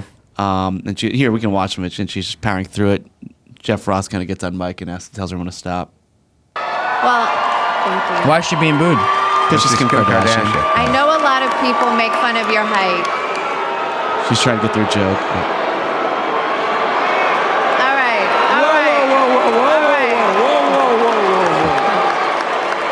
And Jeff has a handheld. All right, Kevin. And Kevin Hart's trying to help too and calm everybody down. So this has been edited out of the special. Now. Exactly. Oh, really? That's why I don't watch they have that edited bullshit. out Kim Kardashian getting booed. Who did that? Who? Yeah. Netflix refuses to comment on it, but there is. That's at the behest of the Kardashian family, though, because Netflix, they aired it live. They aired it live. It was replayed like for 3 days with the booze. If you're gonna do it live, you should keep everything in it. Yeah. Yeah. So that has they have removed her getting booed. I could picture Kim Kardashian like calling what's the Netflix guy's name? Jeff. No. Shit. Ted Sarantos. Ted, yeah, that's right. She sounded like, Ted, listen. Isn't that wild that we actually don't? That's not a common household name. The guy that owns like the biggest platform in the world, I would have never known that. I came up with it. Ted, I can picture her calling like Ted Sarantos going, listen, I know everyone's seen it, but I just don't want it out there in perpetuity. I have kids, and I just don't want anything embarrassing. I just don't want any embarrassing tape. I'm a mother. The booze. I'm a mother now, and my kids are pretty sensitive, and I don't want this thing to spread out. I don't want to spread out. I don't want any embarrassing It footage. could leak. Some weird footage of me out there being Getting booed booed. could be really damaging to my kids one day. And he goes, why don't we edit a cock in your mouth? And we'll, okay. Ted, we'll that's not what I had in mind, but We'll keep okay. it Yeah. Yeah. I'm more of a Daily Wire watcher. Thank you. And I do have to say that this episode is brought to you by ExpressVPN. Use code Birchum for 15% off. Thank you, Ben. I always like to imagine Ben like just doing ads all the time because he cuts to an ad every 5 seconds. He's seamless. He's giving a eulogy to his best friend. As we know, Greg wrapped his car around a telephone pole. He did not get enough sleep the night before. If only he'd been using a helium sleep mattress, this never would have happened. Use RIP Greg for 10% off. Helium sleep mattress. Sleep like your life depends on it. All right, Greg. Yeah, I do. That is so bad. That is so perfect. That is a perfect Ben Shapiro. Man. Also, Giselle is really upset with how obviously she should be with a lot of the jokes because of the kids. She doesn't want her kids. Listen, all the moms. Who's always Giselle? do I don't the know who that kids. is. Tom Brady's ex-wife. Oh, Tom. They did a lot of divorce First jokes. off, lots of what about the kids. First off, I wish my mom had 1 ounce of what about the kids. Now it's all what about the kids. Yeah, yeah. Everything's all about the kids. There was nothing about the kids when I was a kid. Nothing. Now it's all about the kids. But if you really think of it from her standpoint, like you have to really think about, because every joke is about her sucking the karate guy's dick and everything else and dumping you and everything else. And so if you're at a roast and you volunteered for a roast, well, you go, shit, that's pretty ballsy of Tom to volunteer for a roast. But he didn't just volunteer him, he volunteered her too, because if every 5th joke is going to be about her sucking the karate guy's dick, well, that's kind of her. Yeah. You know what I mean? Yeah. And you have to kind of think about it through the lens of getting sucked along in the atmosphere of the person who volunteered. And also, there's kind of context for him or anybody. So you go do a roast and you're up on the dais, and I've done 3 of them. you've done them? Who did you do? I did Hugh Hefner. Oh, wow. I did Pamela Anderson, and I did Alec Baldwin. Wow. You're there. You signed up for it. Yeah. I mean, it's the difference between civilians being killed in the war and soldiers being killed in the war. You go, soldiers, like, hey, you signed up. Yeah. You signed up for this, and now you're dead. But the guy who was just riding his bike down the street who got hit with the drone, that guy didn't sign up for this shit. You know what I mean? So Brady signs up for it, but he de facto signs her up for it too. Yeah. And anyone else who's in his sphere that they're going to make fun of. And they'll never limit it to you. You know, so when I'm sitting up there on the dais and Jimmy's up there on the dais and they're making a whole bunch of jokes about Jimmy sucking my dick and being gay and stuff like that, I'm there. They're getting both of us. Yeah. You know what I mean? So they're making tons of jokes about his whore wife and stepping out and leaving you for the jiu-jitsu guy, jiu-jitsu instructor and stuff. And she's being sort of supplementary, annexed-y, fragged She's getting along the way. But she didn't sign up, and she's not there. When you're there, there's kind of a context. Yeah. You can nod, you can smile, you can Right, roll your roll eyes. yeah. You then get a chance to rebut. It's not like Giselle gets to come out there at the end and settle everyone's hash. So in a weird way, she just becomes, she's like Trump. He gets a gag order. Everyone else is doing podcasts calling him an asshole and a loser, and he has to zip it. That's kind of what it's like. Everyone else talks shit, and you got the gag order. Yeah, well, so I get her argument. Well, so Sarah Tiana, she was one of the writers of the roast, and she tweeted, I mean, in Tom's defense, Giselle did ask for half of everything. Oh, okay. So you Well, can't- good Sierra. There's it. But also, Aaron Hernandez by the way, what is half of everything? I would see years where they do like a Forbes list or breakdown or whatever, and it's like he made $13 million in the NFL this year, and she made $41 million as a model. Like, she made more during many of those years. She was getting millions and millions so when you go, she wanted half of her half or half of his half. Did they swap halves? Like, she was making she's going to take a loss. And millions. So what do you mean half? Yeah. You know what I'm saying? That's the court system with...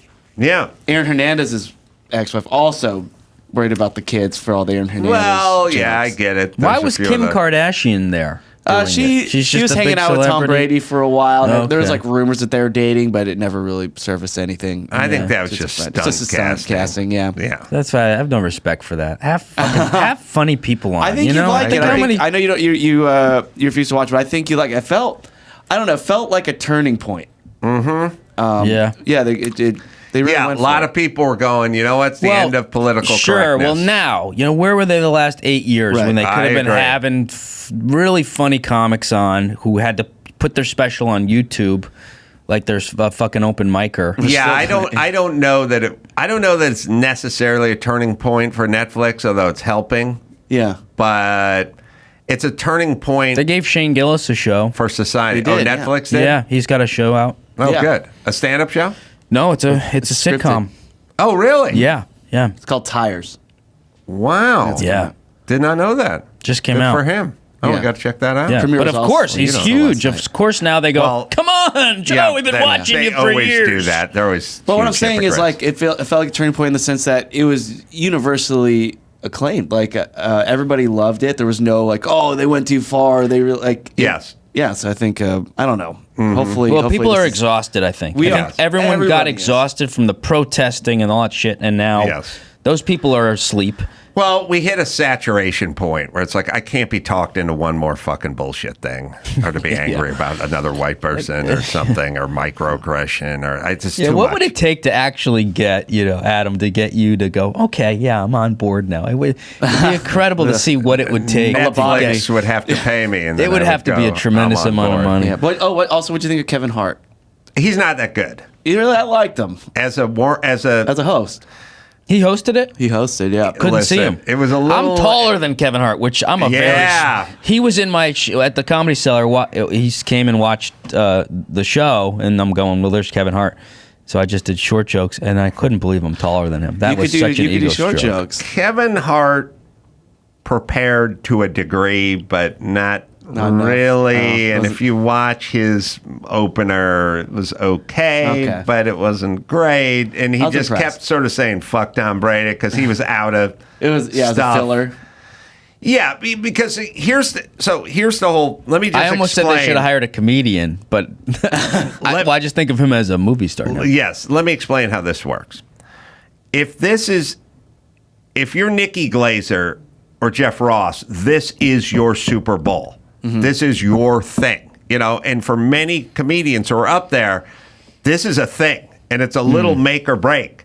Not really break, but I mean, there's never going to be more eyeballs on you than this, and this is it.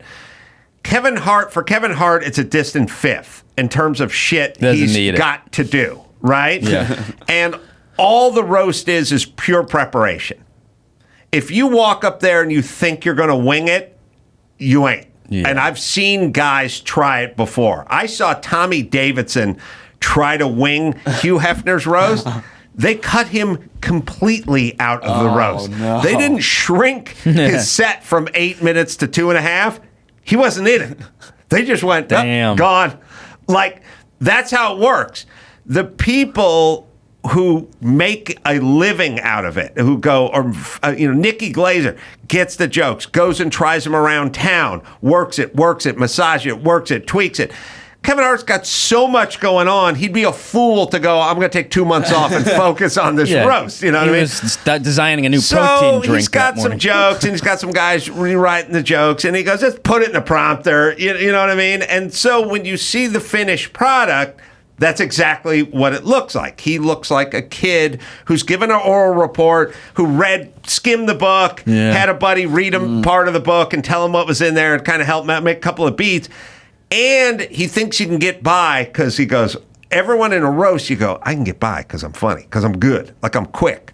It doesn't work there. I'm getting by on my feet. gotta It be doesn't. sharp. 'Cause it's all writing. It's It's either just in writing. that prompter, loaded and locked, and you're ready to go, or you didn't do your homework and you're going to be up there in front of class and you're doing Moby Dick and there's a lot of holes in it. And so he sort of showed up like, hey, I'm kind of chill. I'm staying loose and I'm doing my thing. And it was okay. Where would you rank him on the list? Of all the comedians up there? No, great Americans. Well, you want someone hungry. The people from the roast. Washington, he's probably fifth, Lincoln. fifth or sixth. Yeah, I thought he set the All right. tone All right, really so well. Who do we hit? Fifth or sixth? Yeah. Fifth or sixth is not super high praise, though. I think for a host. Well, a host can crush it as much as anybody else can crush it. Everybody else really crushed it. That's why. But I honestly, I loved his opening set. I thought he set the tone. He went right into the jokes about the jiu-jitsu teacher. Yeah. No, it wasn't. Not bad. Yeah. Not bad. You want someone that needs it. I got That needs Belichick the ahead of job. him. Really? I got Brady ahead of him. Brady crushed. Brady was. Okay. Fifth or sixth. Yeah. I'm saying fifth or sixth is not second or third, Just saying. Well, compared to what we've scene from Kevin Hart, I think, from his stand-up specials. I don't know, maybe I'm using that. Oh, okay. Well, maybe we'll break it down. Renny Harlin is here, so we got to break and talk to him. But well, let's look at it, because I was like, okay, oh, that one worked. Oh, that one didn't work as well. But yeah. I thought he did a good job. I'm saying if it was his only job for the last month, you'd probably see a different version of that. Maybe it was just, but he was just so, like, when we told Gronk to, use your words and things like that. Like, I thought there's some good moments. Well, he's not bad. That's for damn sure. It's kind of sad. This is what has to bring the country together, like a roast on Netflix of football. There's if anybody's gonna do it, Tom Brady. But also, maybe Birchum will bring the country together. Let's go. That premieres May 12th on DailyWire.com with the Birchum hat. Tyler Fischer. You can go to TylerFischer.com as well for all the live shows. We'll bring in legendary producer and director Renny Harlin right after this. Z-Biotics, let's face it, a night of drinks, I don't bounce back like I used to. It's not like the old days. Go out, tie one on, get up at 6 and swing a hammer all day. Now, those days are behind me. Although, not anymore, because I found Z-Biotics. Z-Biotics pre-alcohol probiotic drink is the world's first genetically engineered probiotic, invented by PhD scientists, by the way. It's just a group of PhDs. And, well, if you have a rough morning and you've been drinking the night before, that's the genesis of Z-Biotics. So when you drink alcohol, it turns into a toxic byproduct in your gut, and that's the blame for your rough next day, not dehydration. Z-Biotics produces an enzyme to break this byproduct down. Just remember to make Z-Biotics your first drink of the night. I'm telling you, I do, did it at the Super Bowl party, I'd do it at the Oscar party. You do it because you're going to have a few drinks. Drink responsibly, and you'll feel better the next morning with Z-Biotics. Right, Dawson? Vacations, weddings, birthdays, and reunions. Get the most out of your spring plans by stocking up on pre-alcohol now. Go to zbiotics.com/Carolla and get 15% off your first order when you use Carolla at checkout. Z-Biotics is backed with a 100% money-back guarantee. So if you're unsatisfied for any reason, they'll refund your money, no questions asked. Remember to head to zbiotics.com/Carolla and use the code Carolla at checkout for 15% off. Thank you, Z-Biotics, for sponsoring this episode and our good times. Just thrive. Life can be overwhelming, and it's not just your mind that suffers. Stress messes with your digestive system and your immune system, too. Just Calm, the breakthrough new stress-busting formula from Just Thrive, exclusive mood-lifting blend, is clinically proven to help you relax and breathe easier in as little as 4 weeks. And I love the award-winning Just Thrive probiotic. I take it every day, and it makes a difference. I love the couple that started this company. They're passionate about their product. I've spoken to them about it. This is a labor of love for them. Just Thrive's a spore-based probiotic with 1,000 times better survivability than most probiotics, banishes bloat and constipation in your gut so you can produce serotonin. That's your happy hormone. Plus, it supports better sleep. I take it. You should take it too. Just Thrive. All, by the way, with a money-back guarantee. Right, Dawson? Right now, when you go to JustThriveHealth.com and use promo code Adam, you can get 20% off a 90-day bottle of Just Thrive Probiotic and Just Calm. That's like getting a month for free. And a portion of every purchase goes to Vitamin Angels, a nonprofit organization that saves the lives of millions of children and moms-to-be around the world by ensuring they get the vitamins and minerals they need to stay healthy and strong. To learn more about this groundbreaking company, don't miss Adam's interview with Tina Anderson, founder of Just Thrive. Take control today with Just Thrive. May 12th, Birchum's back. You're welcome, ladies. Here's a sneak preview of the new animated show from Adam Carolla and the Daily Wire. My name is Mr. Carponzi. My pronouns are he, him, and Z. I'm a heteronormative, cisgendered white male, for which I apologize. What? And I am presenting as a heteronormative, cisgendered male, except for that gender fluid weekend in college. Oh, we've all been there. Do I have consent to shake your hand? No. Oh, hell no. I'm the new Jedi, That's Justice, Equity, Diversity, and Inclusion Officer? Great. From Mr. Birchum, Tyler Fischer on The Adam Carolla Show.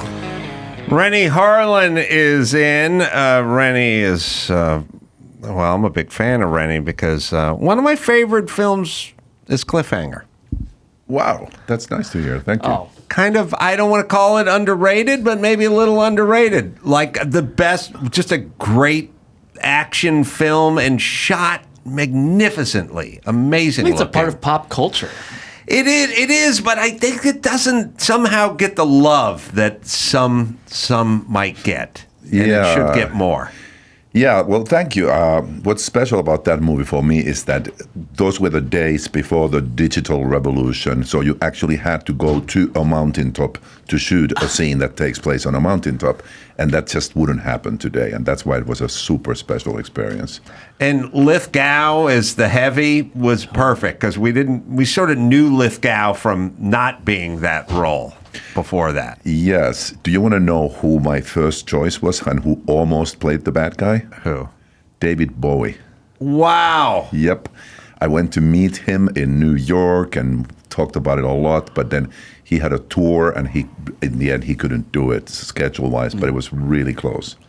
It's worth. I think I saw it in the theater when it came out, and then we'll just watch it periodically. It was my first rated R movie. Oh, really? I've ever seen it. It's magnificent. Like, where did you shoot? Where were those Alps? You know, the story takes place in Colorado, but we went to Colorado, and I was like, not so spectacular. So we toured the entire world. Literally, we went to the Andes, and we went everywhere.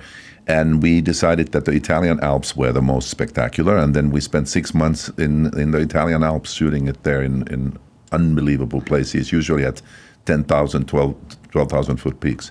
The movie, by the way, that we're talking about now is The Strangers Chapter 1, and it's in theaters on May 17th, and it's the first installment, of the trilogy. How did you... the thing about you is you do Cliffhanger, and then you do and Ford Fairlane, and then Strangers. Doesn't really have a genre. Is all genres your genre? I started with action, then I moved into horror, which was my first love. My mom was a big thriller and horror fan, and my dad was a doctor and always busy, so I was my mom's date when I was like 6. And she would, show me Psycho, or when I was 8, we went to see Rosemary's Baby. So that's why I'm the way I am. And horror is definitely my first love. Who's on your Mount Rushmore of horror films? Well, it's, of course, Hitchcock, Psycho is the all-time classic that's been, everybody's tried to copy it, but nobody's been able to do what he did. They actually did a shot-for-shot copy, and it still didn't work. Which is so weird. Which is, I don't know. With Vince Vaughn? Yeah. Yeah, it was weird. I like, the first Alien, maybe Shining. I love Shining. I so regret that I didn't say it, because my next ones would be Shining and Alien. Wow. Oh, really? I know those movies by heart. The key to The Shining and the key to Alien and the key to Jaws is foreplay, long foreplay, which we won't tolerate that anymore. Everything has to start off with a car chase, now. The nothing going on for the first 45 minutes. Builds some tension. It just gets you, and we don't want it. It's sort of... The best meal you're ever going to make is one you make at home, not one you order from Grubhub that shows up. Always a little disappointing. We do not have the attention span for it anymore. It's called delayed gratification. Totally. The reason your mama's homemade lasagna tastes so good is because it took her 4 hours to make it. You kept coming into the kitchen going, "Are we done yet? No, hold on. All the foreplay, then the money shot. And we won't do that anymore, but that's all Aliens was, and that's all The Shining. There wasn't really anything going on for the first 40 minutes of that film. I mean, not in the horror genre. Totally. And what's great about those movies is that you get to know the characters and you relate to them, you root for them, you feel like you know them and then the crap hits the fan. Yeah, what I love about like The Strangers, the original film is the cast is so tiny. So you're just invested in just the few people you see on screen. Whereas the horror movies evolve to, oh, it's my whole high school class, and there's a slasher, and you already know, you're already expecting like 2/3 of these people to get killed. Yeah. I was watching, for some reason, I like cars, I like racing movies, I like Stallone. Oh, no, I know where this is going. So I'm watching Driven the other day because it just feels like a timestamp of 1999 or Your 2000. monthly viewing of Driven. Yeah, it's all the fashion, the voices, the music, everything feels very... 2024 feels dystopian versus the 90s. You were... When you were an adult in the late 90s, early 2000s, you were like going to have fun. It was like you would go out. You weren't thinking about Hamas and Gaza and everything wasn't everything all the time. You just like, it's 1999, it's 2000. Go out and have fun. Yeah, and totally. you weren't even thinking about all the weight of the global warming and all the stuff. And there was ethnic cleansing. It was just go have fun. And I'm watching this movie, and I get to the end, and I'm looking through the credits, and I see you credited as a driver or replacement driver. And I'm like, why is he credited as a replacement driver when he was directing the film? I can't believe that you're like the only person who reads the credits. Yes, I always read the credits. That's awesome. And that you noticed that. Actually, in that movie, during that movie, my son was visiting me. My son was 3 or 4 years old, and he was visiting me in Canada where we were shooting. And then I got this idea that I want to put him in the movie. And the way to put him in the movie was to play his father in the movie. And the drivers actually do have this like a daycare place where they can take their kids while they go and race and risk their lives.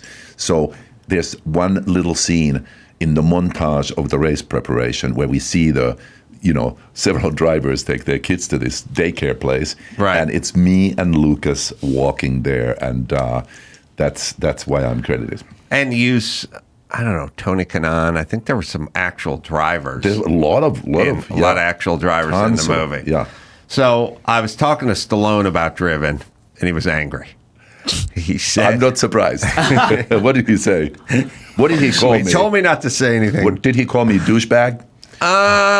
It would go somewhere in between douchebag and dickhead. I think it started with a D. No, if you talk to Stallone, you got to talk to him about weird movies like Cobra and stuff like that. Yeah. I'm sure everyone wants to talk to him about Rocky and Rambo, but I want to talk Cobra. Then he'll tell you the story. Yeah. And so I was talking about Driven, and he's like, "Oh man, that was supposed to be an F1 movie, but we couldn't clear it or didn't have the money or whatever." Yeah. And then your name came up, and it wasn't flattering. I'll just leave it at that. Now. It wasn't bad, but it was like he thought he had this great movie in his head somewhere that he had written, and somehow that's not how it came out in his mind. Can I give a little backstory to this? I was very happy with it, by the way. And can I say this? You guys were way ahead of your time because you had a scene where the guy jumped in the Indy car during the big gala and took off, and he went down the city street. And he blew a manhole cover off the ground. Yeah. And I looked at it in 2000 and I went, oh, come on. And then F1 went to Vegas. And I took the car down the street and the manhole cover came off. They couldn't practice after that. Way ahead of your time. All right, give us the Driven story. I have to go back a little bit and say, Sly, don't be so unthankful. Don't you remember how you wanted to be in Cliffhanger and I didn't want you to be in Cliffhanger? Because you had made 2 movies such as Stop or My Mom Will Shoot and Oscar, and they were disasters. And I absolutely refused to hire you, and you wanted that part so badly, and I wanted to hire Harrison Ford or somebody like that. Oh, really? But the studio convinced me to at least have lunch with him, and I had lunch with him. Now, who wrote the script for Cliffhanger? Not Stallone. So the script was there. Yeah. And you were slotted to direct. Exactly. Yeah. And Michael France. And, Yeah, Michael France. You're right. Stallone is credited with the screenplay, but Michael France is story and screenplay. Yeah. so you don't need Stallone to make this film. Absolutely not. And you don't want. I don't want him, and this is not because I don't respect him and he's not a great actor and all those things, but I saw him at that point, which was true, is he had done a bunch of Rambos, so he was this kind of a superhero, and then he's done this couple of comedies that didn't work out at all. So to me, he wasn't in the right place for that role, and I didn't want this movie to be like another Rambo-ish clone of that type of stuff. I wanted it to be like a seriously taken movie about, mountain climbers and, drama that ensues, action drama that ensues. Anyhow, the studio convinced me to like at least have lunch with him so we get this out of our system, and because he won't leave us alone. And so I had lunch with him, and we had a nice talk, and he was very respectful and sweet. And he said, honestly, he looked at me and he said, Renny, I need this movie. It's like, I want to be directed by somebody like you. It's I want to be directed. And I'm like, and I'm just being really frank and honest right now. And I Sly knows this, I'm not talking behind his back. But I said, you don't have a really good reputation. Everybody says like, he takes over and he, it's done by his rules and all these things. And I don't want that. This is my movie, and it's not an ego thing, but I have a vision for this movie, and I want to make it my way, and it's not going to be fun. I actually said, I don't think anybody can name one director of your movies. Who's going to say like, oh, so-and-so, he's that, directed Sly's movie? No, because like all those directors are like buried somewhere behind a building and never heard of again. Right. And he said, give me this chance, and I promise you, it's your movie. I will always do what you want me to do. I will never argue. You're in charge. Let me play this role. And he was so sincere, and he was so sweet, and he was Sly. So I said like, okay, under one condition, I'm going to rewrite the opening of the movie completely. I was like, sure, whatever you want. Like, okay, what's going to happen in the opening? Because the original Michael France script had his character climb up the mountain and save a wounded eagle that has hurt its wing, and then he carries the eagle back down to the bottom and takes it to the rescue station and heals it back to life. That's the opening of the movie. I'm like, we're going to change that. Instead of an eagle, we're going to have this girl. Yeah, that sounds good. A girl is much better than an eagle. Right. And I said, and you go to rescue the girl, and then you drop the girl. Where do I drop the girl? You drop the girl, and she dies. I'm going to rescue the girl, and she falls, and she dies. Yep. Yeah. And he's like,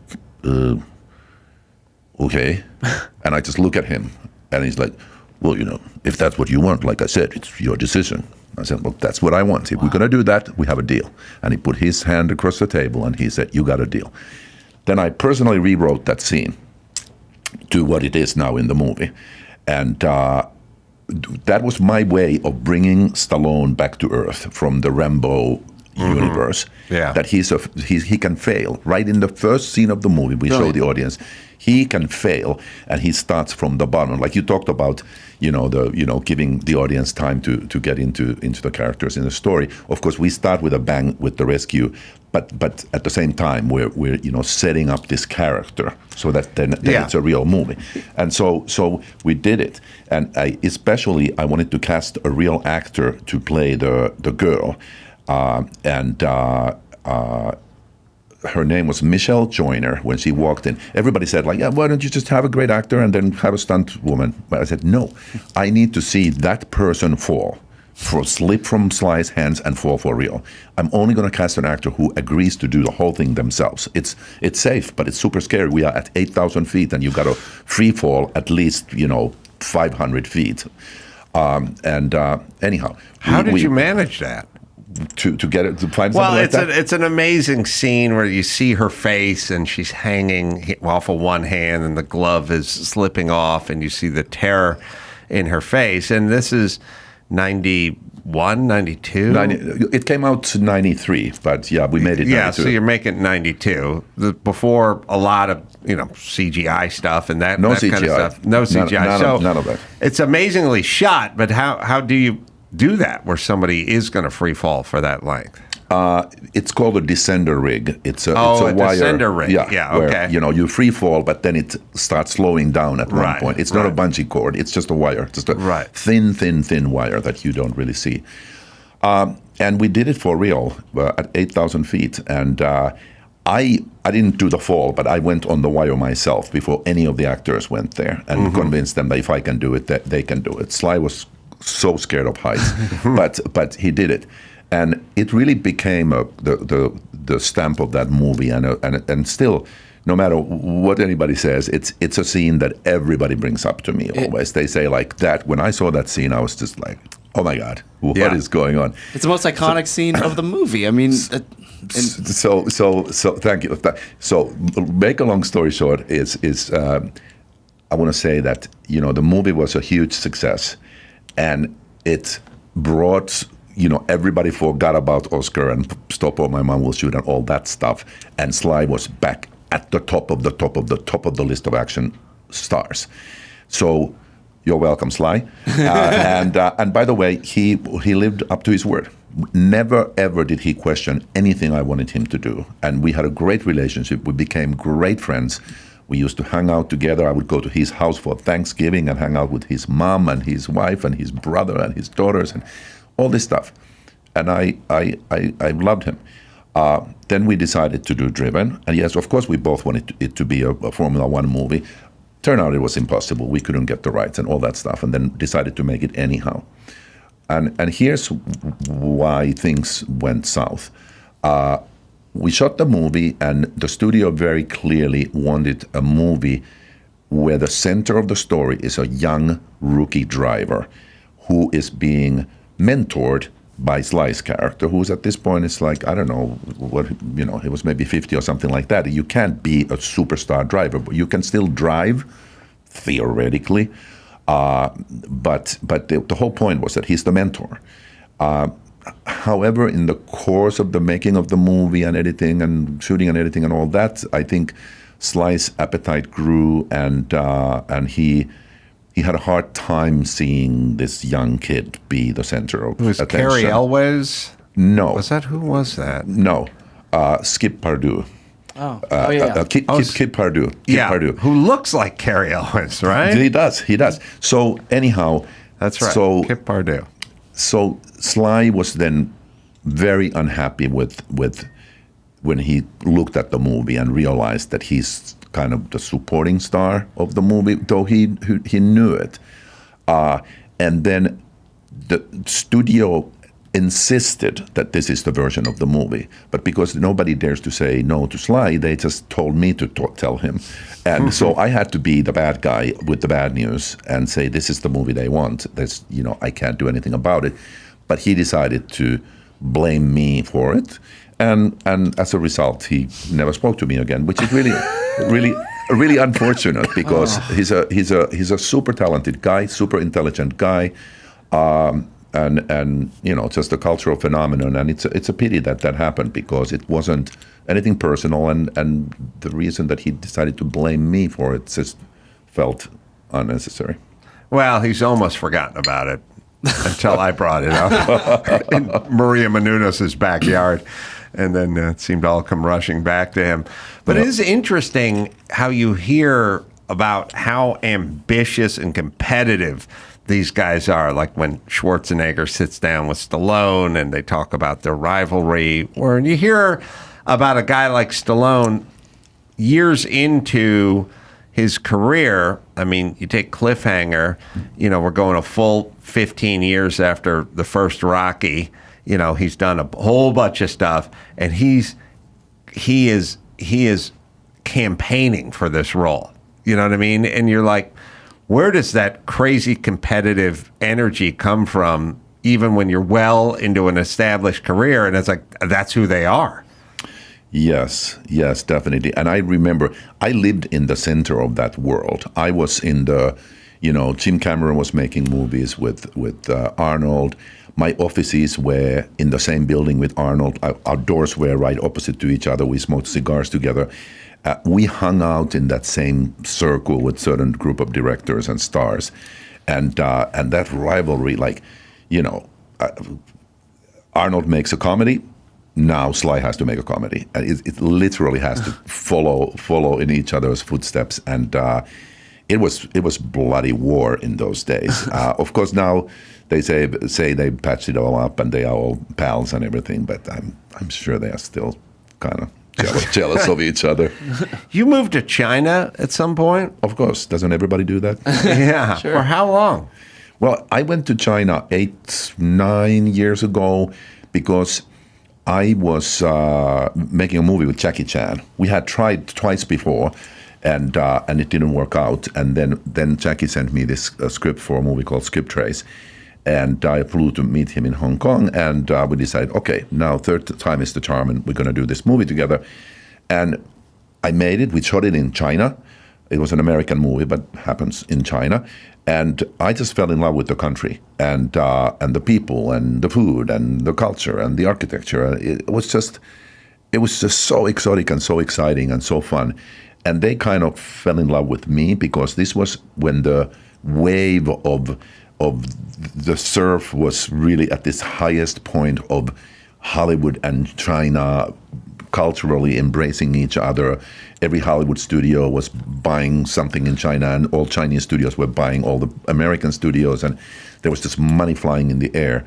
So they felt like, okay, here's a Hollywood director in China showing us how to do this kind of international entertainment, because as I'm sure everybody knows, it's other than for some of these, Jackie Chan type of kung fu movies and stuff like that. Chinese movies don't really travel well, they don't get a lot of attention in America and so on. So they wanted to figure out how can we make movies that everybody wants to watch. So I just happened to be the right guy at the right time at the right place, and they said, please don't go, just stay here. I was like, what do I have to lose? I love it here. It's fun, and I'm a kind of a big fish in a giant pond here, so I don't mind it. You physically stand out in that group, too. I mean, you couldn't walk into a restaurant without people knowing you're physically tall and large and a different shade. And you must have been recognized all over the place. Yeah, there. It was kind of fun. And there's actually, I think it was Wall Street Journal wrote a big article about me. The headline was something like, China wanted to learn how to make Hollywood movies. Who did they tap? Of course, the guy who did Die Hard 2. Mm-hmm. And then there was a photo of me in the center of Beijing crossing the street. So on the crosswalk, there must be 7,000 people crossing the street, and me. And it is without I don't want to be stereotyping, but it is true that I was like this, like a lighthouse sticking out of the mass of people. There it is. Yeah, well, that's not the picture. That's not the street crossing. That's not the street crossing. Well, that's how we roll here. Yeah. Speaking of you guys are fast. Speaking of Die Hard 2 and I love Deep Blue Sea, both have iconic death scenes. Die Hard 2, the icicle scene. Deep Blue Sea, Samuel L. Jackson during the monologue. Do you have a favorite that you've done? Yeah, with the Mako shark. Yeah. You know what? This comes full circle back to Alien, actually, because I have to just quickly tell you that I had done this movie called The Long Kiss Goodnight with Sam. We became lifelong friends, and we swore to always work together. And then next I'm doing Deep Blue Sea, and I read the script, and I realize there's nothing here that Sam could play. So I go to the producer, and I said, I'm in trouble. We got to get Sam to be in this movie somehow. It's like, we'd love to have Sam, but he's gonna play the girl? And I say, then I rack my brain, and I come up with an idea, which is based on Alien. In Alien, there was nobody famous in that movie, except at that time, relatively famous was the captain of the ship, who was played by Tom Skerritt. So he was the one that everybody recognized in that movie. Yeah. So everybody's like, okay, Tom Skerritt is going to be the hero of this movie. Let's see what's going to happen. And then Skerritt gives a little speech and says, don't worry, guys. I'm just going to go into the air duct and take care of business. See you in 2 minutes. Right. He goes to the air duct and boom, the alien gets him. And now you're left with like Sigourney Weaver, who's relatively unknown, and these other people. And you're wondering, like, who's the lead of this movie? And so I stole that idea, and I said to the studio, okay, let's create a part for Sam Jackson where, he's this industrialist who is kind of behind the whole thing here, and he shows up, and he's this, mountaineer and hero who's done everything in history, and everybody's going to rely on him being the safe guy who makes it okay, and because he's the most famous guy in the movie, everybody thinks he's the star, and then we're going to give him this really pompous hero speech, and in mid-speech we're going to just have a shark eat him. And Sam loved the idea, and everybody loved the idea, and it worked. And so that's definitely my favorite. You were married to Gina Davis for a while, and she's into archery at a high level, right? Like Olympic level archery? Yes, we had this pretty big plot of land. I find this interesting. In Santa Barbara, and I don't know how it happened, but she just took up archery. I think she was watching it on TV and thought that was interesting. And then, on our very large backyard, she was just shooting arrows. And she, I don't know, she practically went to the Olympics or something like that. It's insane. It's pretty rare that you're married to somebody and they get into archery heavily, or any Olympic sport, in their mid-30s, I don't know, early 40s. Like, I don't know when she started. She didn't start as a teen, right? She just started as an adult. Totally. Maybe she was subconsciously hoping that I would walk in the garden in the background when she's practicing. Renny, go pick those tomatoes, would you, hon? Yeah. Hold on, let me get my bow. Yeah, and almost made the Olympics. Totally. It's that is a crazy novel. Did you know that about her? I had no idea. But I think it's a great example for all of us that it's never too late to do what you want to do. Did you guys meet on Cutthroat Island, or were you already dating or married by then? We were already married at that point. We met on actually at a meeting. Our agency, CAA, organized a meeting between us because she had expressed to them, I don't want to just do these girly character things. I love action. And I had said to them, I don't want to just keep making these movies with Sly. but I want really top level dramatic actors to work with. And so they arranged a meeting, and then the rest is history. Do you guys have any really tall kids? We have no kids. Oh, that's a shame. Yeah. That's a shame. She doesn't get her due when people talk about models or good looks or whatever, but she's a strikingly beautiful woman who happens to be, I don't know, is she 5'11" or something? She's something really like that. tall. She's very tall. And really striking and athletic, I guess, by the way she can pull that bow out. 6 foot tall. So it says on the internet. And what are you, 6'4", 6'5"? 6'4". Yeah, man. Did you see Ace Ventura 2 when they parodied the cliffhanger scene? I did. What'd you think? I loved it because to me it's the ultimate flattery that you've done something so well known that it's worth doing a parody about it. That was awesome. Yeah. Yeah, it's in the zeitgeist. Yeah. It means you've arrived. It's kind of up there with using. I was at an event last night with Roseanne Barr, and my 17-year-old daughter was like, "Who is that? What's all the?" And I said, "She's a huge sitcom star, she's a huge comedian." And so my sister, of course, said, my daughter picks her phone up, and she goes, "Let me look up this Roseanne Barr," and she starts typing in Roseanne, and she goes, "What's her last name again?" And I go, "You'll have it at Roseanne. Yeah, you don't even need it. You don't need the rest." And then I realized, oh man, if you're one of those people where just the first name good enough, that's pretty good. And it's sort of like when they're parroting something, it means It's been successful. People have seen it because otherwise it'll be confusing. You can't do stuff where people have never seen it before. Yeah, what's the point of it? Yeah. What's the point? Or only 5% of the people watching this movie even know what you're talking about. So that's a tip. That's a tip of the cap. What was Ford Fairlane? Another movie I've seen many times. Probably not in Rennie's top 10. But what was Andrew, you got hold of Andrew Dice Clay when he was at the height of his powers, right? The people do not remember how, they kind of think Dave Chappelle and guys like that. And that's true. Or Jerry Seinfeld. But there wasn't a craze or mania around Seinfeld. People just everyone knows who he is. Everyone agrees he's a great comedian. But there was no Seinfeld mania. There was a mania around Andrew Dice Clay. He was as hot as you could be for a while. He was like a rock star of comedy. He was a rock star of comedy. He's an arena act. And exactly. I went to Madison Square Garden, many places to see his comedy. And he is going to star in his first vehicle, pardon the pun, Ford Fairlane, The Adventures of Ford Fairlane. And he was a detective, a rock and roll detective.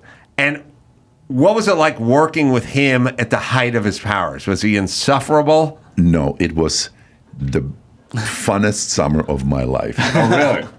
Here I am, I'm like 29 or something. I've been in America only for a few years. I'm making a big studio movie, which is a rock and roll action comedy.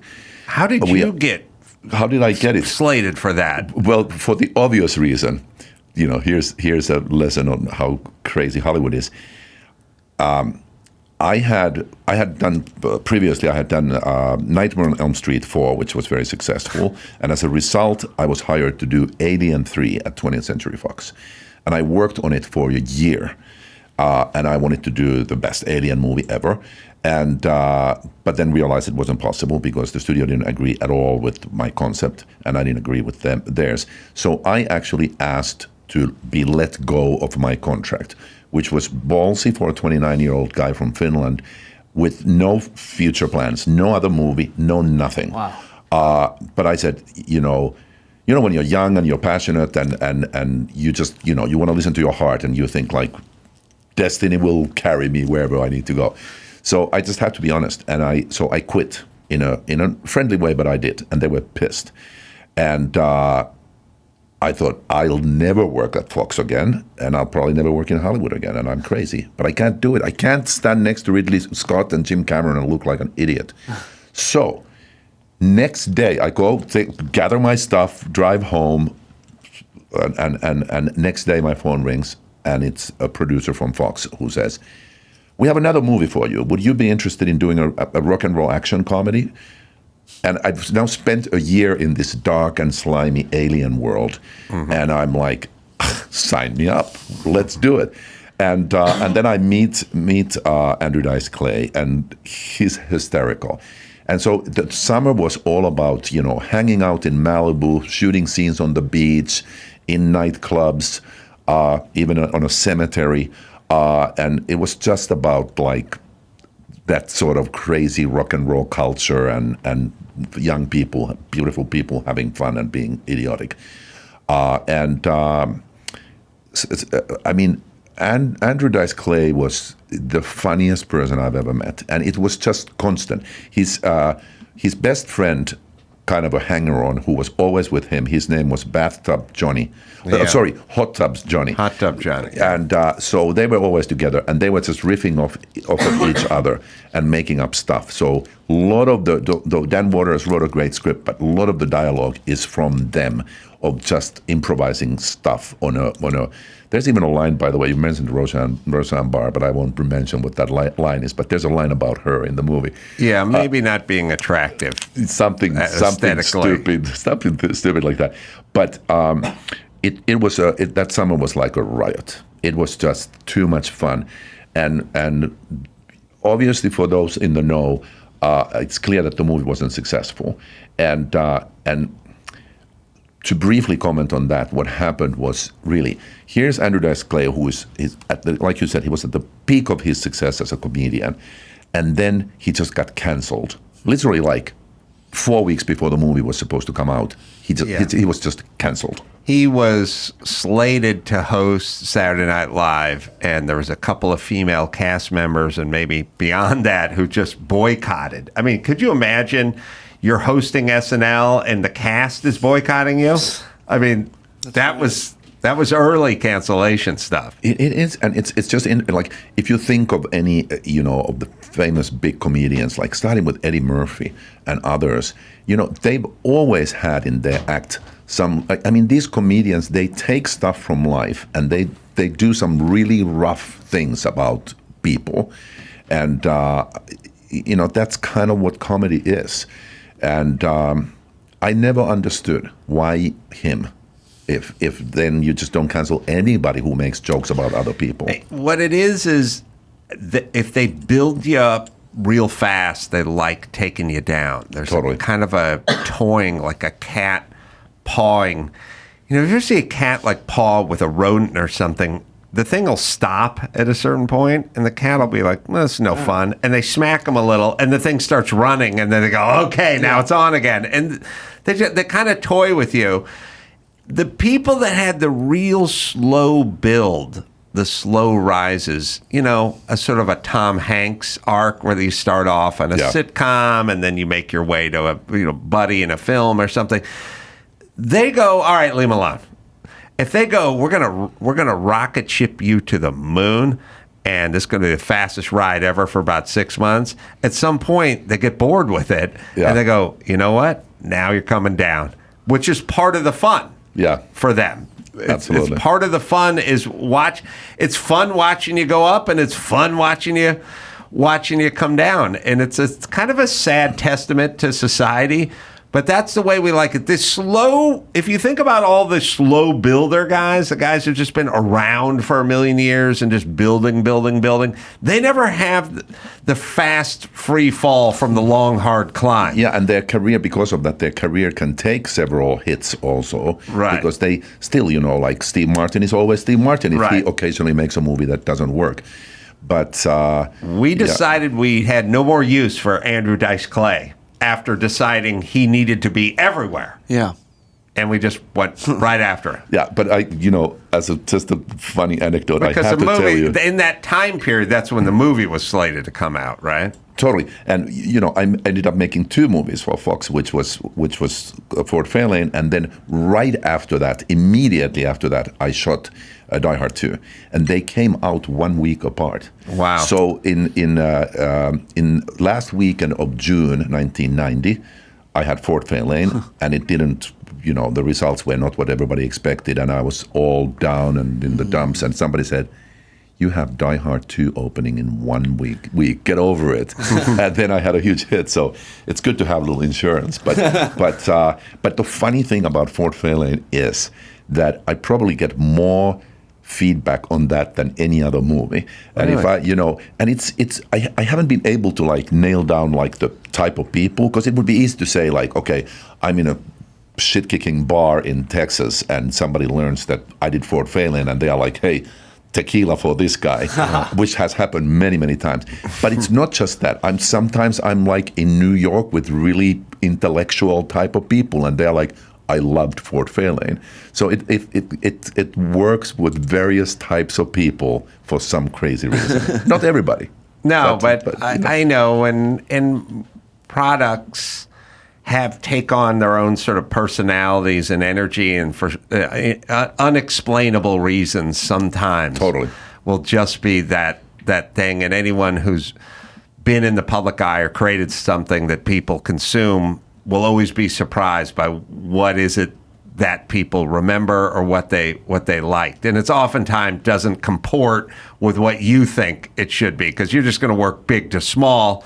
And if Ford Fairlane is number 13 in terms of movies you've made, then that's the slot it should take in terms of the zeitgeist of people at the shit-kicking bar or at Manhattan. Yeah, totally. Let me give the movie a plug, by the way. The Strangers, Chapter 1. It's in theaters May 17th.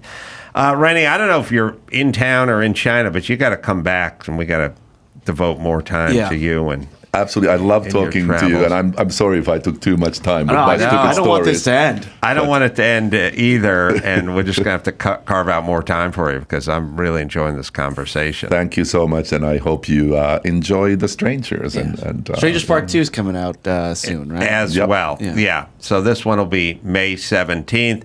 Tyler Fischer, Birchum, that's my cartoon. That'll be May 12th. Daily Wire Plus is where you go.